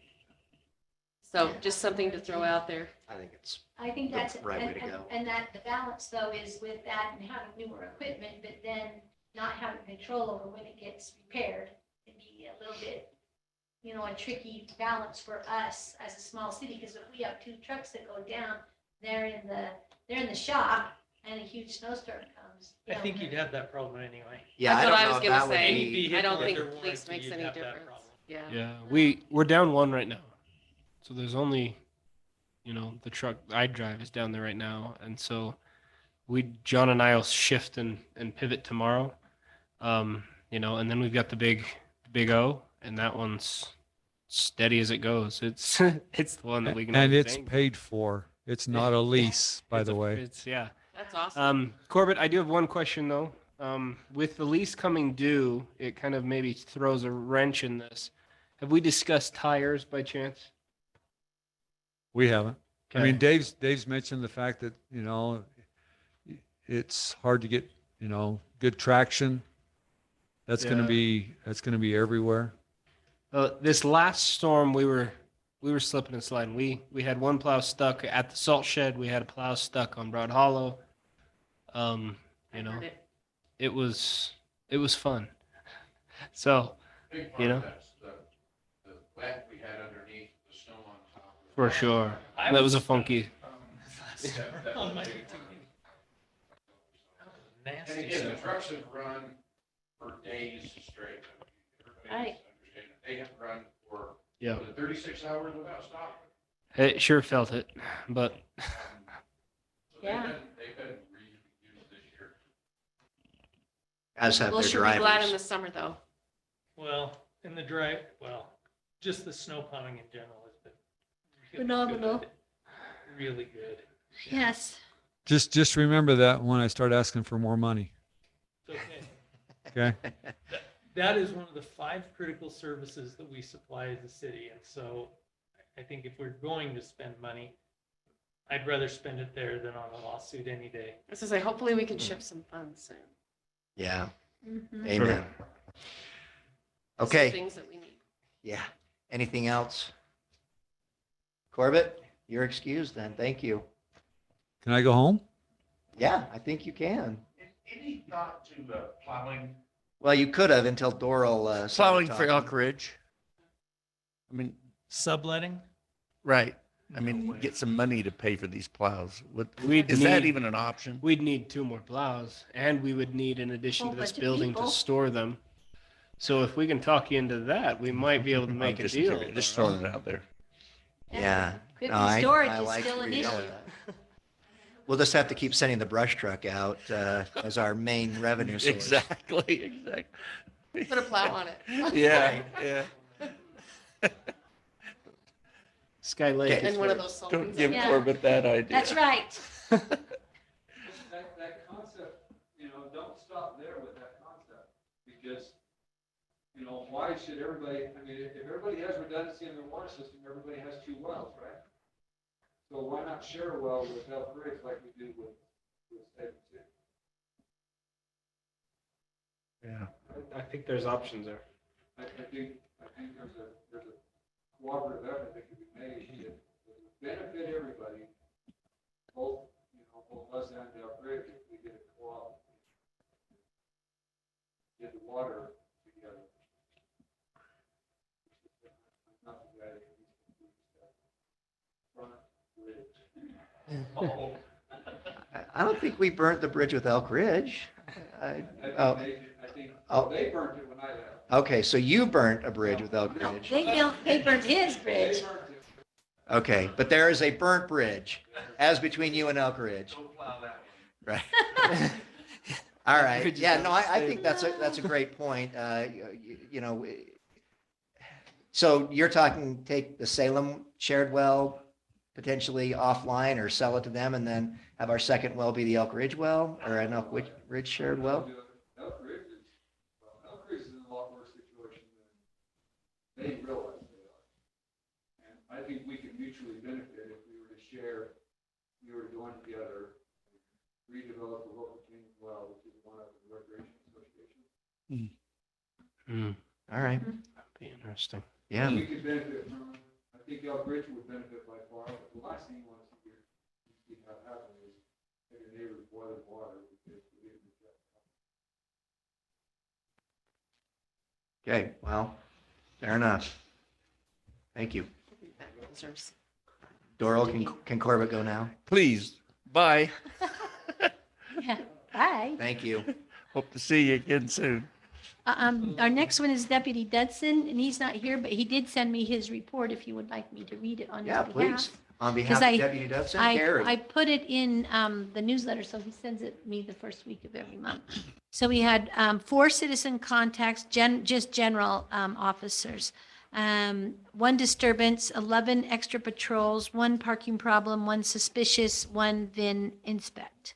Total of 19 responses. On public generated, so officer generated and then public generated. So the public generated, we had 1 accident, property damage, 1 alarm panic, 1 assisted agency, 1 assisted motorist, 1 domestic violence, 1 fall, 1 follow-up, 1 fraud, 1 transfer law, 1 unknown problem, for a grand total of 10. So 19 officer generated and 10 public generated. For Okay. December, that was December's stats. And Thank 1 you. unreported vandalism. Yep, Yeah. 1 ruined lamp. I know, right? I know. Yeah, you took it to the mob, not to the law. Drove by and threw all that snow and knocked it off and blew it. I think it might have been, yeah, it was either you or Corbett that did it, I'm pretty Oh, sure. wait, I didn't go in Broad Hollow, so we're good. Okay, well, thank you, Carrie. Councilmember Hilliard. Okay, well, now that Corbett's gone, we'll talk about the roads. No, I'm just kidding. One thing that I would like us to just kind of be cognizant of and maybe put in our minds for our next budget cycle is allocating 1 road prep for winter, making sure that we're good to go. We've got a few things that we're jumping around out there on the roads. It could make it just a little smoother, a little easier. And part of that was trucks. We didn't have the dump trucks to help, clean up the shoulders prior very well. So there's some great learning there. Also, if we could budget for marking our utilities, Yeah. some T-posts with some little signs on them that would be really, really helpful. It'd be really nice. We have stuff for like fire hydrants, but it'd be nice if we could have something just a little bit more and maybe even some training that went out that just make sure people are digging out their hydrants properly. Most of them are covered, I've noticed. I know, we're It's behind. not good. It's hard. Okay, but I thought that was the city's responsibility. Mm-mm. Whoever, It's, They help occasionally. we help, but it's whoever has the hydrant on in front of their house, it's their responsibility to clean Do you it think out. you should make a post? I did put it out there again. Okay. Okay. But we'll- Yep. Well, I have one and I didn't even know that because the city's done it a couple times, so. Well, and Yeah. I thought, because I remember when the message was, it's the citizens' responsibility. Mhm. But then I recall us having a discussion in city council meeting where we were like, we can't put that on the citizens because of liability reasons. So it really is the city's responsibility to dig out the fire hydrants. I don't think we have the capacity Yeah. at all. One question I would like to ask you, Ben, then is if you're asking for this road prep for the winter to be put in the budget, is there any anticipation if we do more road prep, would that save on maintenance of the trucks, or is it just because there's some crazy snowplow drivers? Well, Who's- other than me, no. That's why I put it out there. As Corbett maintained, the biggest danger to the trucks is the salt, which is the biggest safety to the city. So it's a catch-22 with really the road maintenance. Now, plows, yes, we could save some on plows because when we're driving, especially because we lift our blades as we're coming on Woodland Hills Drive across those 2 places where the patches are popping up, right? We've got about a 2-inch gap right now if you're coming north. And so we lift the blades. So that's always going to be just a little bit A little slick spot. less plowed than anywhere else. And if you're new in the truck, as you pull the joystick to lift it, there's a lag. So you have to lift it correctly or it will still hit and then it'll lift afterwards. So that would help. But also it's the shoulders. The shoulders are really where it gets the most tricky is if the shoulders aren't maintained and Rough. we hit something or there's a little bit of a carve out like Maple Drive, there's a lot of places where the road's been caved out. Now we haven't done anything with Maple because it's on the water project phase 2, right? So it doesn't make sense really to dump money into it when we're going to rip the whole thing out here shortly, hopefully as well. So there's a lot of different complications than just we want to prep it. But down Woodland Hills Drive, if we could get the roads, the culverts, the sides maintained a little bit better, instead of just dumping road base in that just washes out the next storm. So you're saying that flat curbing that we have on Woodland Hills Drive and in some of the upper parts of the city, that greatly helps in It terms does, of. but it's way out of the budget. Right, but Yeah. it does help because we don't have those rough spots. Yeah. So we have to figure out how we're gonna go forward in road maintenance so that we're not just adding more maintenance to snow Correct. removal. And then having the culverts, so in the drainage study on where this Yeah. water goes, because it is a kind of Well, mess. and it's kind of like Murphy's Law, as we've got people driving up Woodland Hills Drive, and for some reason they think their Prius can make it, or their little Civic, right? Is they always slide into the same places, and that's typically where the most erosion is. So they're falling, and now they're ripping out their undercarriage, and and then it causes problems and danger because they're harder to pull out. There's a number of different variables here, but just a piece here. I don't want to go on. I can go on roads all day long, and none of us want to hear Ben talk about roads all day long. But if we could also just mark our utilities, just a little bit better, especially the electrical side of things. Corbett the other day, there was nothing he could have done. He swung slightly wide to grab some snow that was there, and that whole truck just moved. I believe that's. Nothing. What I SCS's heard is that it's not even responsibility. really about familiarity. Slick it's about condition. just slick. There's So it- slick. yeah, and another piece is as Yeah, he I believe that's SCSC's responsibility. what was They're that, Chris? required. I think they're required to mark their own utilities. Okay, then Cool. maybe we should need to find somebody on their board that can yell at them. No. Well, they're down one utility box, so they've been made aware of the situation. Well, maybe that is So- something you should bring up at the, when you talk about at your next meeting, this box and say, well, it wasn't even marked, Yeah. Yeah. Because maybe So- if they can get people up here to mark now, because we have winter for 4 more months, so. But again, Corbett didn't hit that box because it wasn't No. Right. marked. He hit it because it was It- just it on slid. Happened, yeah. And it didn't have a prayer. Right. Snowplow versus box, snowplow wins Corbett every just time. sheared it off. It was, he did a good job. And I think he said there was like a nice blue light that, I don't know if I'm quoting exactly, but, some sort of a mystic orb. Oh. Exactly. But I it wish I blew. could have seen it. So, but yeah, those are just some of my thoughts from roads. Parks and trails, if Janet's got anything she can add there, but I don't really have anything. We've got a meeting coming up. And so it'll be good to get back going on there. I think it's great that you're plowing and have boots on the ground perspective. It's so, 90% fun. yeah, well, it doesn't sound fun, but thank you. You should try it. There's nothing like I've been on a moving- ride along. No, First of all, it was no, like 4 no, a.m. No, Brent, you gotta go when you're in control. Oh, okay. That's When you're the one probably different. throwing the wall You've of heard of- snow, you've and heard the of person truck on the side repairs. of the road is running You've away heard of from truck you. maintenance, right? It's good. Mayor, Thank can I make a comment about fire hydrants in conjunction with what David said? Yeah, Sharon, I'm sorry, Um, I didn't mean to overlook you. I didn't know if your hand had remained up since your last comment, but please. No, I figured out how to put it down. Okay.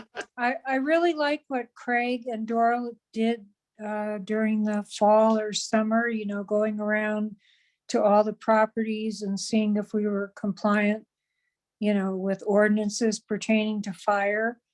With regards to fire hydrants, if they are marked, I know 2 up here for me are on property where the resident is not home to dig it out. So whose responsibility is it then? I mean, there's no access to fire hydrants up here on Deep Forest Circle now. They're buried. Anyone in the city is welcome to clean a fire hydrant. You're bringing up a good point, Sherry. It's not always clear, but Well, it I isn't try that to it's do, clear. for It's the example, I try to, snowplow. The snowplow plows right up against it. I mean, there's no Well- way I can take a shovel to it. right. Well, there are some residents too that we've seen with their plows that just plow it up, Yeah, right? Or they yeah. snow blow on it. I talked to one person a couple weeks ago who was doing that. And I said, you know, that's your hydrant, right? Well, yeah, but we don't use it in the winter. There's no fire. And so I think the mentality of we need to keep them clear. So I will put that back out there. Yeah. I also, on terms of roads, is we put it out there last time reminding residents that it is against our ordinance to plow your snow into the city streets or to plow it across to your neighbor's property. Not only do you cause some other slick spots, but you remove the salt that we've just paid a lot of money for, and it's no longer there. So we've put that reminder out, and a few people have contacted me to say, what? And just to remind them that, you know, it's an expense to the city. Well, I'm not saying that they're not doing a good job, because the snowplow drivers are doing an excellent job. Oh, yeah, I did just have a just talking about residents. person that either used to be on the fire department or may still be say to me, it would probably add 20 minutes if my house started to burn to get that fire hydrant clear enough to get a hose to it. Yeah, It's a city track. we'll put something back out there. Yeah, thanks for letting us know on that one, Sherry. I Yep. don't know that I have a solution, but we can at least discuss in This some of is when those. we need some Eagle situations. Scout projects. Yeah, Some young men to go around and just Activity say, day "Hey, girls." we need a service Brown. project. yeah. Actually, Yeah. good idea. I think that probably could take care of a lot of them. Actually, the young men are always looking for projects, right? So, yeah. Their leaders are. Yeah, what does your husband do? In the preschool, I'm all talking. Perfect. Oh, We can yeah. put something out there. That- I'll For put- what it's I'll- worth, it's one thing to have a project, it's another thing to get the young men to show up. Dave's the one that sends out the text messages all I the time. do. Oh. And it's brutally hard to get those young men to show up. I They're, got my Well, as long as you and Dan text show up. If we put something out there, could we just, I mean, Doral, do you think it's appropriate just to say, if you see a hydrant that is not cleared, you're welcome to clear it? Oh, definitely. Okay, or if Definitely. you have if your family wants to do a service project, or your youth want to do an activity, We'll recognize you. do we need In a them to city meeting. contact you first, or can they just do it? Oh, no, go just do do it. it. Okay, Yeah, just that's do what it. I'm thinking, Thank so you. I'll put Yeah. something out there. I also think it would be worthwhile to reach out to local ecclesiastical leaders too, to Mhm. say, hey, these are some projects. So are you like a secretary or something in Young Men's, or what do you? no, I'm Dan's counterpart Oh, okay. in the preschool. I Well- think you're probably the boss. He's probably No. The bishop's boss. the- Okay, well, They that's changed true. all that. Yeah, you're right. Yeah. The young men to show up, just like forgive propane torches and just. Yeah. We have done that with fire That's truck. true. But we And then- cleaned Flamethrower. it works. I need the fire hydrant. Right. I knew it, and There then went the provide red some paint. food. Well, bubbled up a little bit maybe, but Perfect. All right. I'm good. Thank you. Thanks, Sherry. So, Okay, thank you, Ben. they're well Uh, engineered. Councilmember Kinnison, Public Safety. Real quick, we are still responding 24/7, and we have had a few calls the last few months. But I want to tell you about one of them because it's an interesting thing. We were called on a fire on December 11th, and we went to the house, and the homeowner had taken his ashes out of the fireplace and put them in a bucket, knowing that they were cold. But he put them in a plastic bucket, Oh, left it there on the carpet, and left. So the home was empty. The alarms went off on the outside of the house, and which indicated that the sprinklers were running. And so by the time the fire department got there, the sprinklers, two of them went off of the whole house. Two sprinklers went off and saved the house and put the fire out before we got there. So it's just two things. Don't put your ashes in a plastic bucket. And the second thing is sprinklers work. You know, this is one of the new homes in the city, and it put it out. It kind of messed it up, too much water, but it did its job. Do they turn off after No, they just no. keep going? Fire until someone department comes? turns them off. Yeah. Yeah. So, but no one was home, and the loud flashing alarm on the outside of the house told passersby that their sprinklers were running, and well, they didn't know what it meant, but they called. And we went to investigate and found a room full of water, but the fire out. But no fire. But it burnt pretty good though. in the Blood house always before it better got than burnt. burn. So sprinklers work, my friends. A Yeah. And the field test the right there. dad of the home was very irritated that he put ashes in a bucket and left him there. So he was somewhat frustrated, and Yeah. understandably so. Brand new house.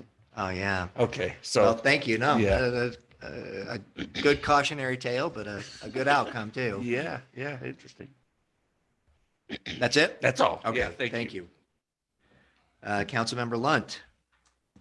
Okay, we haven't had PTR and we haven't had finance because of the holidays, so nothing to report there. I do have some items that we'll talk about on those, and then, for city events, we did kind of tentatively pick some dates for things. The Easter Bunny's up in the air, we don't know if we're gonna do that again, we'll decide. The Fire Expo looks like it's tentatively set for May 6th. Woodland Hills Days will be September 8th and 9th. The trunk or treat will be October 31st. And Santa will probably be December 16th. So if you want those dates, we kind of worked on that today. Now, this did come up this morning. Was it this morning? Yeah. There has been a national designation of Trick or Treat Day on the Saturday before Halloween. The So 28th. Well, I suppose and this so. is something, it's national, but it's actually going to the legislature this year to Wow. declare it in Utah to be the Friday before Halloween. Stupid. So that, because the kids are already going to be dressed up and then they'll be at a party and they'll be ready to go. The So, legislator needs to stay out of it. so there, but I'm just letting you know that that actually was on the table. And when I saw it, I went, Is this a Really? trunk or treat day or a trick or treat? oh, just trick or treat, Well, just trick or treating. It's keep trick it or treat, standard. but What I are they? think- do it out of your trunk. I think part of it came out of some law enforcement type things because of all of the vandalism that happens on trick or treat night. So if there's more parties all on the same night, they have a better chance of They backing just down might. and not having to work. So, I don't know. I think they should not tell people when they need to celebrate. I Just know. say, It's Now, just I'm funny. going to say though, I am in favor of a weekend observance of Halloween, just as a, I tried to do that last year and I got so much opposition and pushback from the community. I wanted to do it. Even us, yeah. So I think it's Saturday. interesting that now we're flip flopping. yeah, well, you make, whatever decision you make, it will be the wrong one, so. All right, perfect. All right, thanks, Janet. Um, Oh, you had more? just, we did the South Valley today. Just real quick, they're doing good, but they are still like super, full. They're at, they have 115 dogs and 162 cats. The North shelter is turning away a lot of pets, and so they think that the South one, like the North has like 48 dogs. Like they're just telling people no, and I guess they're telling people after so many days, they're automatically euthanized. And so people are hesitant to take animals there, so they're all ending up at South Valley. Or they're being left just in parking lots. Yeah. I really felt bad the other day. I was at the Canyon Creek Walmart and there I saw people putting dogs and cats just out. And it was freezing. It was during that winter, freezing. And I think it's because they just are like, okay, the shelter's not taking them. Where am I going to put them? And so they just figure, well, maybe someone will save them if I Torture. put them in the parking lot, which was sad. Torture. Yeah, they had 1,490 dogs go through there this year. So that's a lot. Too bad. And then just something else, because there is somebody represented from each city, I'm gonna cause problems. But most of the cities are doing an 8% cost of living increase, pay raise for their staffs. This next year, they're factoring that into their budgets, so I thought that was Oh, yeah, well, I I'm know. all for it. So just something to throw out there, Okay, 8%, huh? because that's the current inflation rate. Okay. That means they stay even if we do that. And a lot Right, of I them know, are- it's not even really a raise, it's just No. A lot of them are kind of doing like a 4 and 4, so maybe like 4 and then 6 months later, another 4 or something, but Okay, thanks. We for- have the best employees. just thinking about that budget. Yeah. Okay, Let's squeeze that turnip just a little I harder. know, I'm sorry, but well, I can't know. leave our employees behind. we can, but then they'll leave us behind, and understandably so. Why are you looking at me like? Not you though, right, You're Jody? smiling. Didn't you vote against our budget this last year? She about did. No. Oh, okay. She was- She hum A ha. lot of recorders are resigning. Because they're abused. Where do we There's get the just money? well, there's so many changes to the job.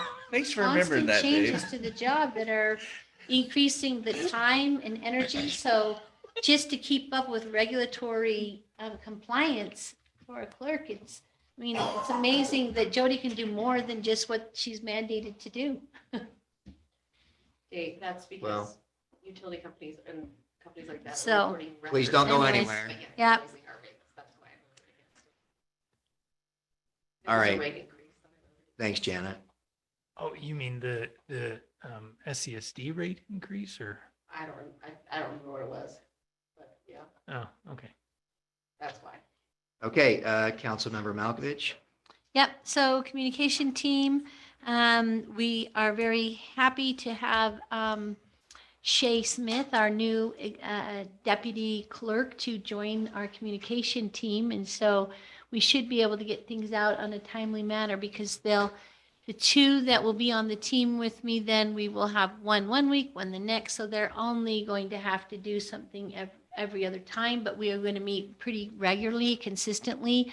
We're going to put together a kind of a sheet that we can all see, what is coming up, because I usually just send out everything that needs to be on there. We put it into the formatting, and then we run some tests. I check for typos, all of that before we send out. So we're pretty thorough on it, but we're excited to have at least one more person. So thank you for allowing that to be part of her job. I appreciate that. And then with emergency preparedness, I have a few things. Chris, one of the things I wanted to know is if we could get an email for Aaron Gilbert so that he has a city email so he doesn't have to use his personal work email for correspondence with some of the trainings and things we're doing. Is that possible? It must be boiling. He's Yes, on it. sorry. I just Okay. put myself on mute. If you send me his contact information, I'll go Yep. ahead and set him up. Yep. And we're working on some trainings. I have been going, of course, to lots of trainings and lots of meetings. We had a great meeting today. It was most of the day at the Capitol with the director of the state DEM and talking about different things that are coming up. We're running a piece of legislation that will really be beneficial for cities. And so that's going to be helpful for us and in the future. I wanted to know, Mayor, if you and the staff we would like to, after talking with Jody last month, we did something on the county level, which is called an after action report for COVID. And I asked Jody, did we ever do that for the city? And she said no. And the county would like to facilitate that discussion, and where they come in and ask the questions and we provide the answers. And then we can kind of have something in our documentation of what worked, what didn't. And so we tentatively kind of picked the 26th of this month, if that works. Let me check. That's a Thursday, and we were talking maybe like at 10 a.m. and at least just have, even if it's just an hour, Jody and Corbett and Craig and myself, and you weren't here at the time, Mayor, but we might invite Mayor Prey back to kind of talk about from her point of view as an executive, and just kind of have them go through the protocol of the questions that they had at the time on the county level, use the same questions, but kind of tailor them just to what happened in Woodland Hills so that we have record of it. So I was just wondering if that date would work. Thursday, the 26th at 10 a.m. There is a hearing that day, right? Oh, it is the 24th? Can we, can Yeah, I mean, we say? obviously the only concern is, we don't want to take an entire morning doing it. It's a relatively 1 hour. discreet. Yeah. 1 hour. Just about COVID. Just COVID and how we responded, how we thought communication went from either state or federal, what our response was, our money spent, our liaisons, how did we work with the county when we got the CARES money and, different things like that. They have it all into place. So I will let them know that, yes, we're good for 1 hour. We are still working on our CEMP. As I told you, that'll be a year. We meet every month. We're working on that. We will have our Be Ready Woodland Hills meeting is what we're calling that. On the 19th is when we have it scheduled. Although I think that we are going to ask to change that day, but I will let you know, Jody, if there's another day we're going to be able to change that. Yeah, because of scheduling conflict with a couple of the people. Yeah, we'll talk that over. And then for safety, the expo that we're having, we talked to Craig, and that won't just be fire expo. We'll put safety and preparedness expo, and we'll do some joint things together at that expo on the 6th. The other thing is just kind of part of our procedure is in emergency. I got some calls, of course, when the power went out, and at first I didn't know what was happening. And so I was just wondering if we have any kind of an emergency, both from my role in communication and in emergency management, if I can get an email or a text, right away that says, hey, Carrie, this is what's going on, so that I'm giving accurate information out as well. SCSD did call me and talk to me a little bit, but if I probably could have put something out there a little sooner on communication, I think we wouldn't have had so much And I think not just stuff you, going I on. think all of us, because we all get Right. phone calls. Right. What's going on? I Right. got several, what's But I'm going just on? saying, from the role of emergency management and communication, it would be good if we ever have any quote unquote emergencies to be able to know what's going on and be able to get something out. So where that one happened on a holiday, Yeah. was it truly an emergency? Yeah, power is out. If it was gonna be out for an extended amount of time, I believe we put something on Facebook right away that, Yeah, I put something out right away. But I'll tell you, SCSD, when we start calling them, it just goes to the answering machine. Right. Yeah, because I called. And that's what happened, was all our residents were calling them and calling them and calling them. And I finally got a phone call saying, "Hope your residents stop calling us." Right. And that's why I'm saying, once it first went out, if I would have known right away, I could have put something out that said, this is what's happening. And I put it out as quickly as I could. They know that lights are out, but why? Because everybody wants to know why and how long. And so as soon as I talked with SESD, because I got to talk to a live person, and they were able to give that information. But I'm just saying, in terms of anything that would be considered emergency. I think whether as it's emergency water, manager, you should be informed. whether right? it's water, power, or whatever, is to be able to put something out helps. So that was just it. So we've things are going well on that. We're slowly but surely getting organized and feel good about that. Okay, thank you. Councilmember Pratt. So we've already kind of discussed internal water, and we haven't had any water meetings for Sumwa. So nothing to report. Okay, thank you. And personnel, already talked about Shay starting. No one's quit, so. That's a high bar. Just a round of applause for Jody. Now that I know the recorders are leaving, I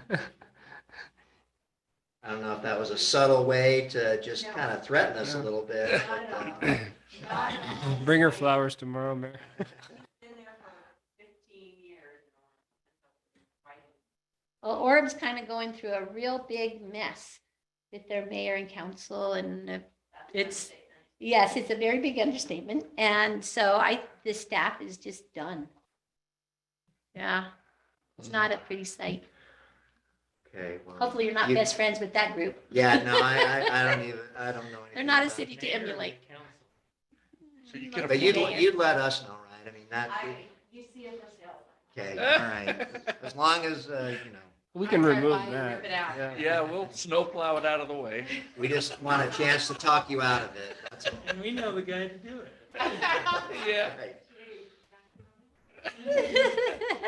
Okay.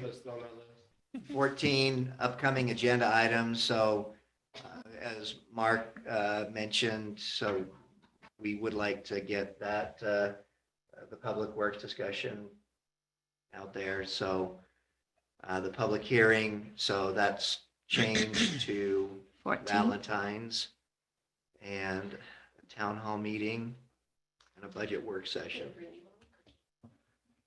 So when do we typically do the second town hall meeting? Is it March, January, February? Oh, March. yeah. Between January and March. First budget meeting is usually held in March. We get started and everyone got great and got spring conferences and A lot to go around. Okay, we need to have that budget ready to go. The mayor's got to present it in May to the council, and then we need to have our appropriate public hearing, and then have it a tentative budget adopted, or we need to let In June. you know if we're going to do a different taxation. But usually we see it in that second, I think that second meeting in April, in case we need to change stuff in May. right. And I don't remember the exact timeline from last year, but, and I don't know if we want to try to commit to a date for these tonight. I think a budget work session would be important for us to schedule, because there's a lot of stuff coming up this spring that we don't want to conflict with. Yeah. So maybe if we could just have a group email that maybe says what days you are unavailable, and then we can try to put something together around that. And the town hall, we typically do a very short council meeting, and then the town hall is right after. Right, I remember that, the Yeah. last one. Thank you. So- So it's on a council night, so we should have that on, we already have that blocked off, is what I'm saying. Where a budget meeting is usually on a different day. So we could do tentatively February 28th for the town hall meeting. Any objections to that? February February 28th. 8th. I'm groaning. It's okay. Would there be a date that you wouldn't groan at? It's just, that's probably state basketball players. Oh, it is, okay. Well, that's and, what we're and talking also about. weather kills too. There's a good chance. I mean, we're like 14 and 2, so. Yeah. Ooh. It's gonna be I there. will be out of town. I'm just reminding you. We have the freedom. On the 28th, okay, well. Change Jody, that day, basketball, Mayor. Jody being gone, that's a hard no. I'm looking it up. Hold on. We could do it on the 14th of March. Well, I think Jody gone changes everything there. 14th of March would work, because that's not cutting into spring break, and I Pie Day. think- yeah, we could have pie that night, yeah. Have everybody come and have a Oh, piece of pie. 314, gotcha. I Yeah. thought you were talking Well, about, like the Cowleys, don't they do some pie night Yeah, or that's something in, like that? that's in November though. Oh, We okay. gotta have Pie Day in March. Okay, yeah, all right, well, so March 14th, that wouldn't be absurdly outside of when we would typically do. No, I mean, the idea was to get you guys to proposing so that the customers are coming up. Okay, Trying to sweep them all in April, and then everyone's. well, why don't we, That's a great why don't we idea. just pencil that one in, town hall meeting, Okay. March 14th. Town hall or budget? Town This hall. is town hall. Yeah, state tournament is February 28th through March 4th, and I would like to keep my marriage intact. Yeah, no, we want that too. You have to scream behind the bench. Really loud. Get caught on the camera every once in a while, like a crazy person. Okay. Quiet. It's fun. So the budget work session, I mean, let me give some thought to that, because I don't know exactly what the timeline is, and then we can, I mean, that's far enough out, we can have some proposed dates, but at least we'll get the town hall meeting on the books and, okay. Mm-hmm. Mm-hmm. Oh, I have the trunk or treat banner in my garage still. I mean, it's a little tattered, but, I know, we never got it, I never put it back up. no, well, I mean. We had a good turnout. Yeah, yeah. Well, and now that we're going to celebrate National Trick or Treat Day, we probably. All right. They're all ripped up, they're probably gonna need new ones, yeah. Yeah. Okay, well then, why don't we adjourn and reconvene at 8:20 for our city council meeting.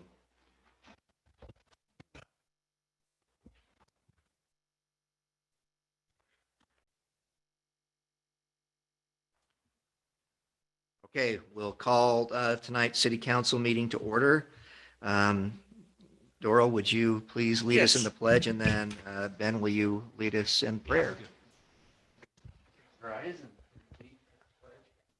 I pledge allegiance to the flag of the United States of America and to the republic for which it stands, one nation under God, indivisible, with liberty and justice for all.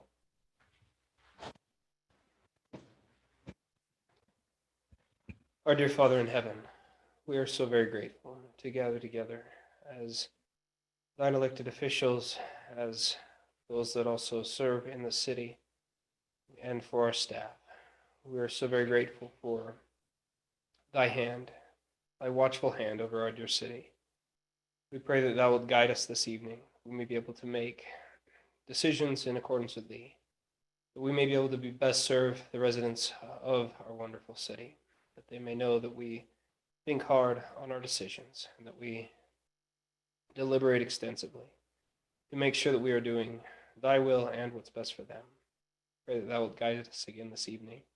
Pray for our staff while they are out and about and our residents during the snow, that they may also be protected and that we may arrive home in safety as well. We love thee and we say these things in the name of thy Son, Jesus Christ. Amen. Amen. Thank you. Okay. Yeah, there's a little public here remaining. Okay, so the public comment portion of our meeting. Brian. Okay. Anybody else? Wayne, you're still a member of the public, technically. All right. And anybody remote? I mean, it's coming. Just want to say how grateful I am for all of you and this incredible place to live. That's my comment.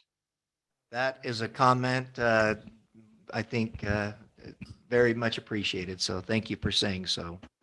Do you still have that big buck on your back porch? Sherry? Sure do. That's awesome. That's cool. Great big buck, just hanging out on her back porch, looking at her through the window. Oh. Probably asking for a handout. Yeah. Way to ruin it. It's a guard buck, some kind of a guardian angel or That's what something. I told her, it's her guardian angel. All Are you right. calling Jeff a big buck? Maybe. I didn't say that. All right. With that, we'll close the public comment portion and move on to the consent agenda.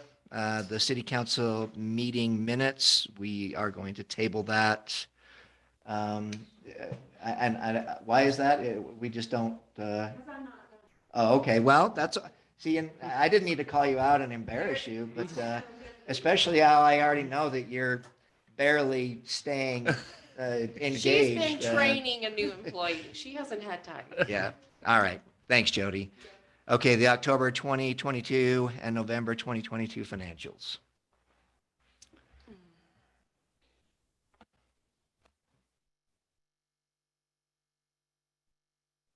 I will entertain a motion to accept and approve those. I'll make that motion. Okay, a motion by Councilmember Kinnison, I'll second it. a second by Councilmember Pratt. All in favor? Aye. Aye. Aye. Any opposed? Okay, motion carried. Strangely I close, don't, it seems like. I don't get it either.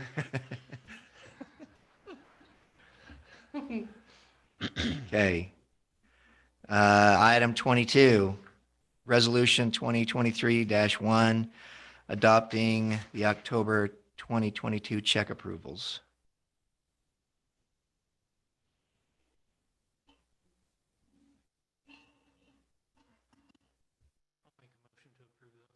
Okay, a motion by Councilmember Pratt,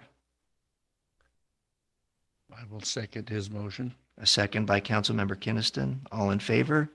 Aye. Any opposed? Motion carried. Resolution 2023-2, adopting November 2022 check approvals. I'll make a motion. A motion by Councilmember Hilliard, Was it the November ones that had an issue that we? I asked Chris about it and he clarified for me anyway. I'll second it. okay, second by Councilmember Lunt. All in favor? Aye. Any opposed? Motion carried. Item 24, Resolution 2023-3, amending the city fee schedule. I'll move to approve that. A motion by Councilmember Pratt, I'll second that. seconded by Councilmember Hilliard. All in favor? Aye. Aye. Any opposed? Motion carried. Ordinance 2023-1, amending City Code 533 Fire Department Standard Operating Procedures. I move we approve that. I'll second. A motion by Councilmember Kinnison, a second by Councilmember Malkovich. Can I just ask a question? Can you remind me what SOG means? Standard operating guidelines. Guidelines, okay, because I was sitting there going, SOG just got caught in my brain and I'm Yep. like, okay, what is it that G stands for? Okay, so this is a roll call. Councilmember Lunt, Yes. Councilmember Kinnison, Yes. Councilmember Pratt, Yes. Councilmember Hilliard, Yes. Councilmember Malkovich. Yes. Motion carried. Resolution 2023-4, appointing a deputy city recorder in the form of Shay Smith, right? It's just, okay, just want to make sure that we're I'll we're second naming it. or not creating the position, right? Okay, so a motion by Councilmember Malkovich with a second by Councilmember Lunt. All in favor? Aye. Any opposed? Motion carried. Okay, well, we've already had our closed session, so if we can. Yeah. Move to adjourn. Okay, a motion to adjourn by Councilmember Pratt, Second. a second by Councilmember Kinnison. All in favor? Aye. Any opposed? Meeting adjourned.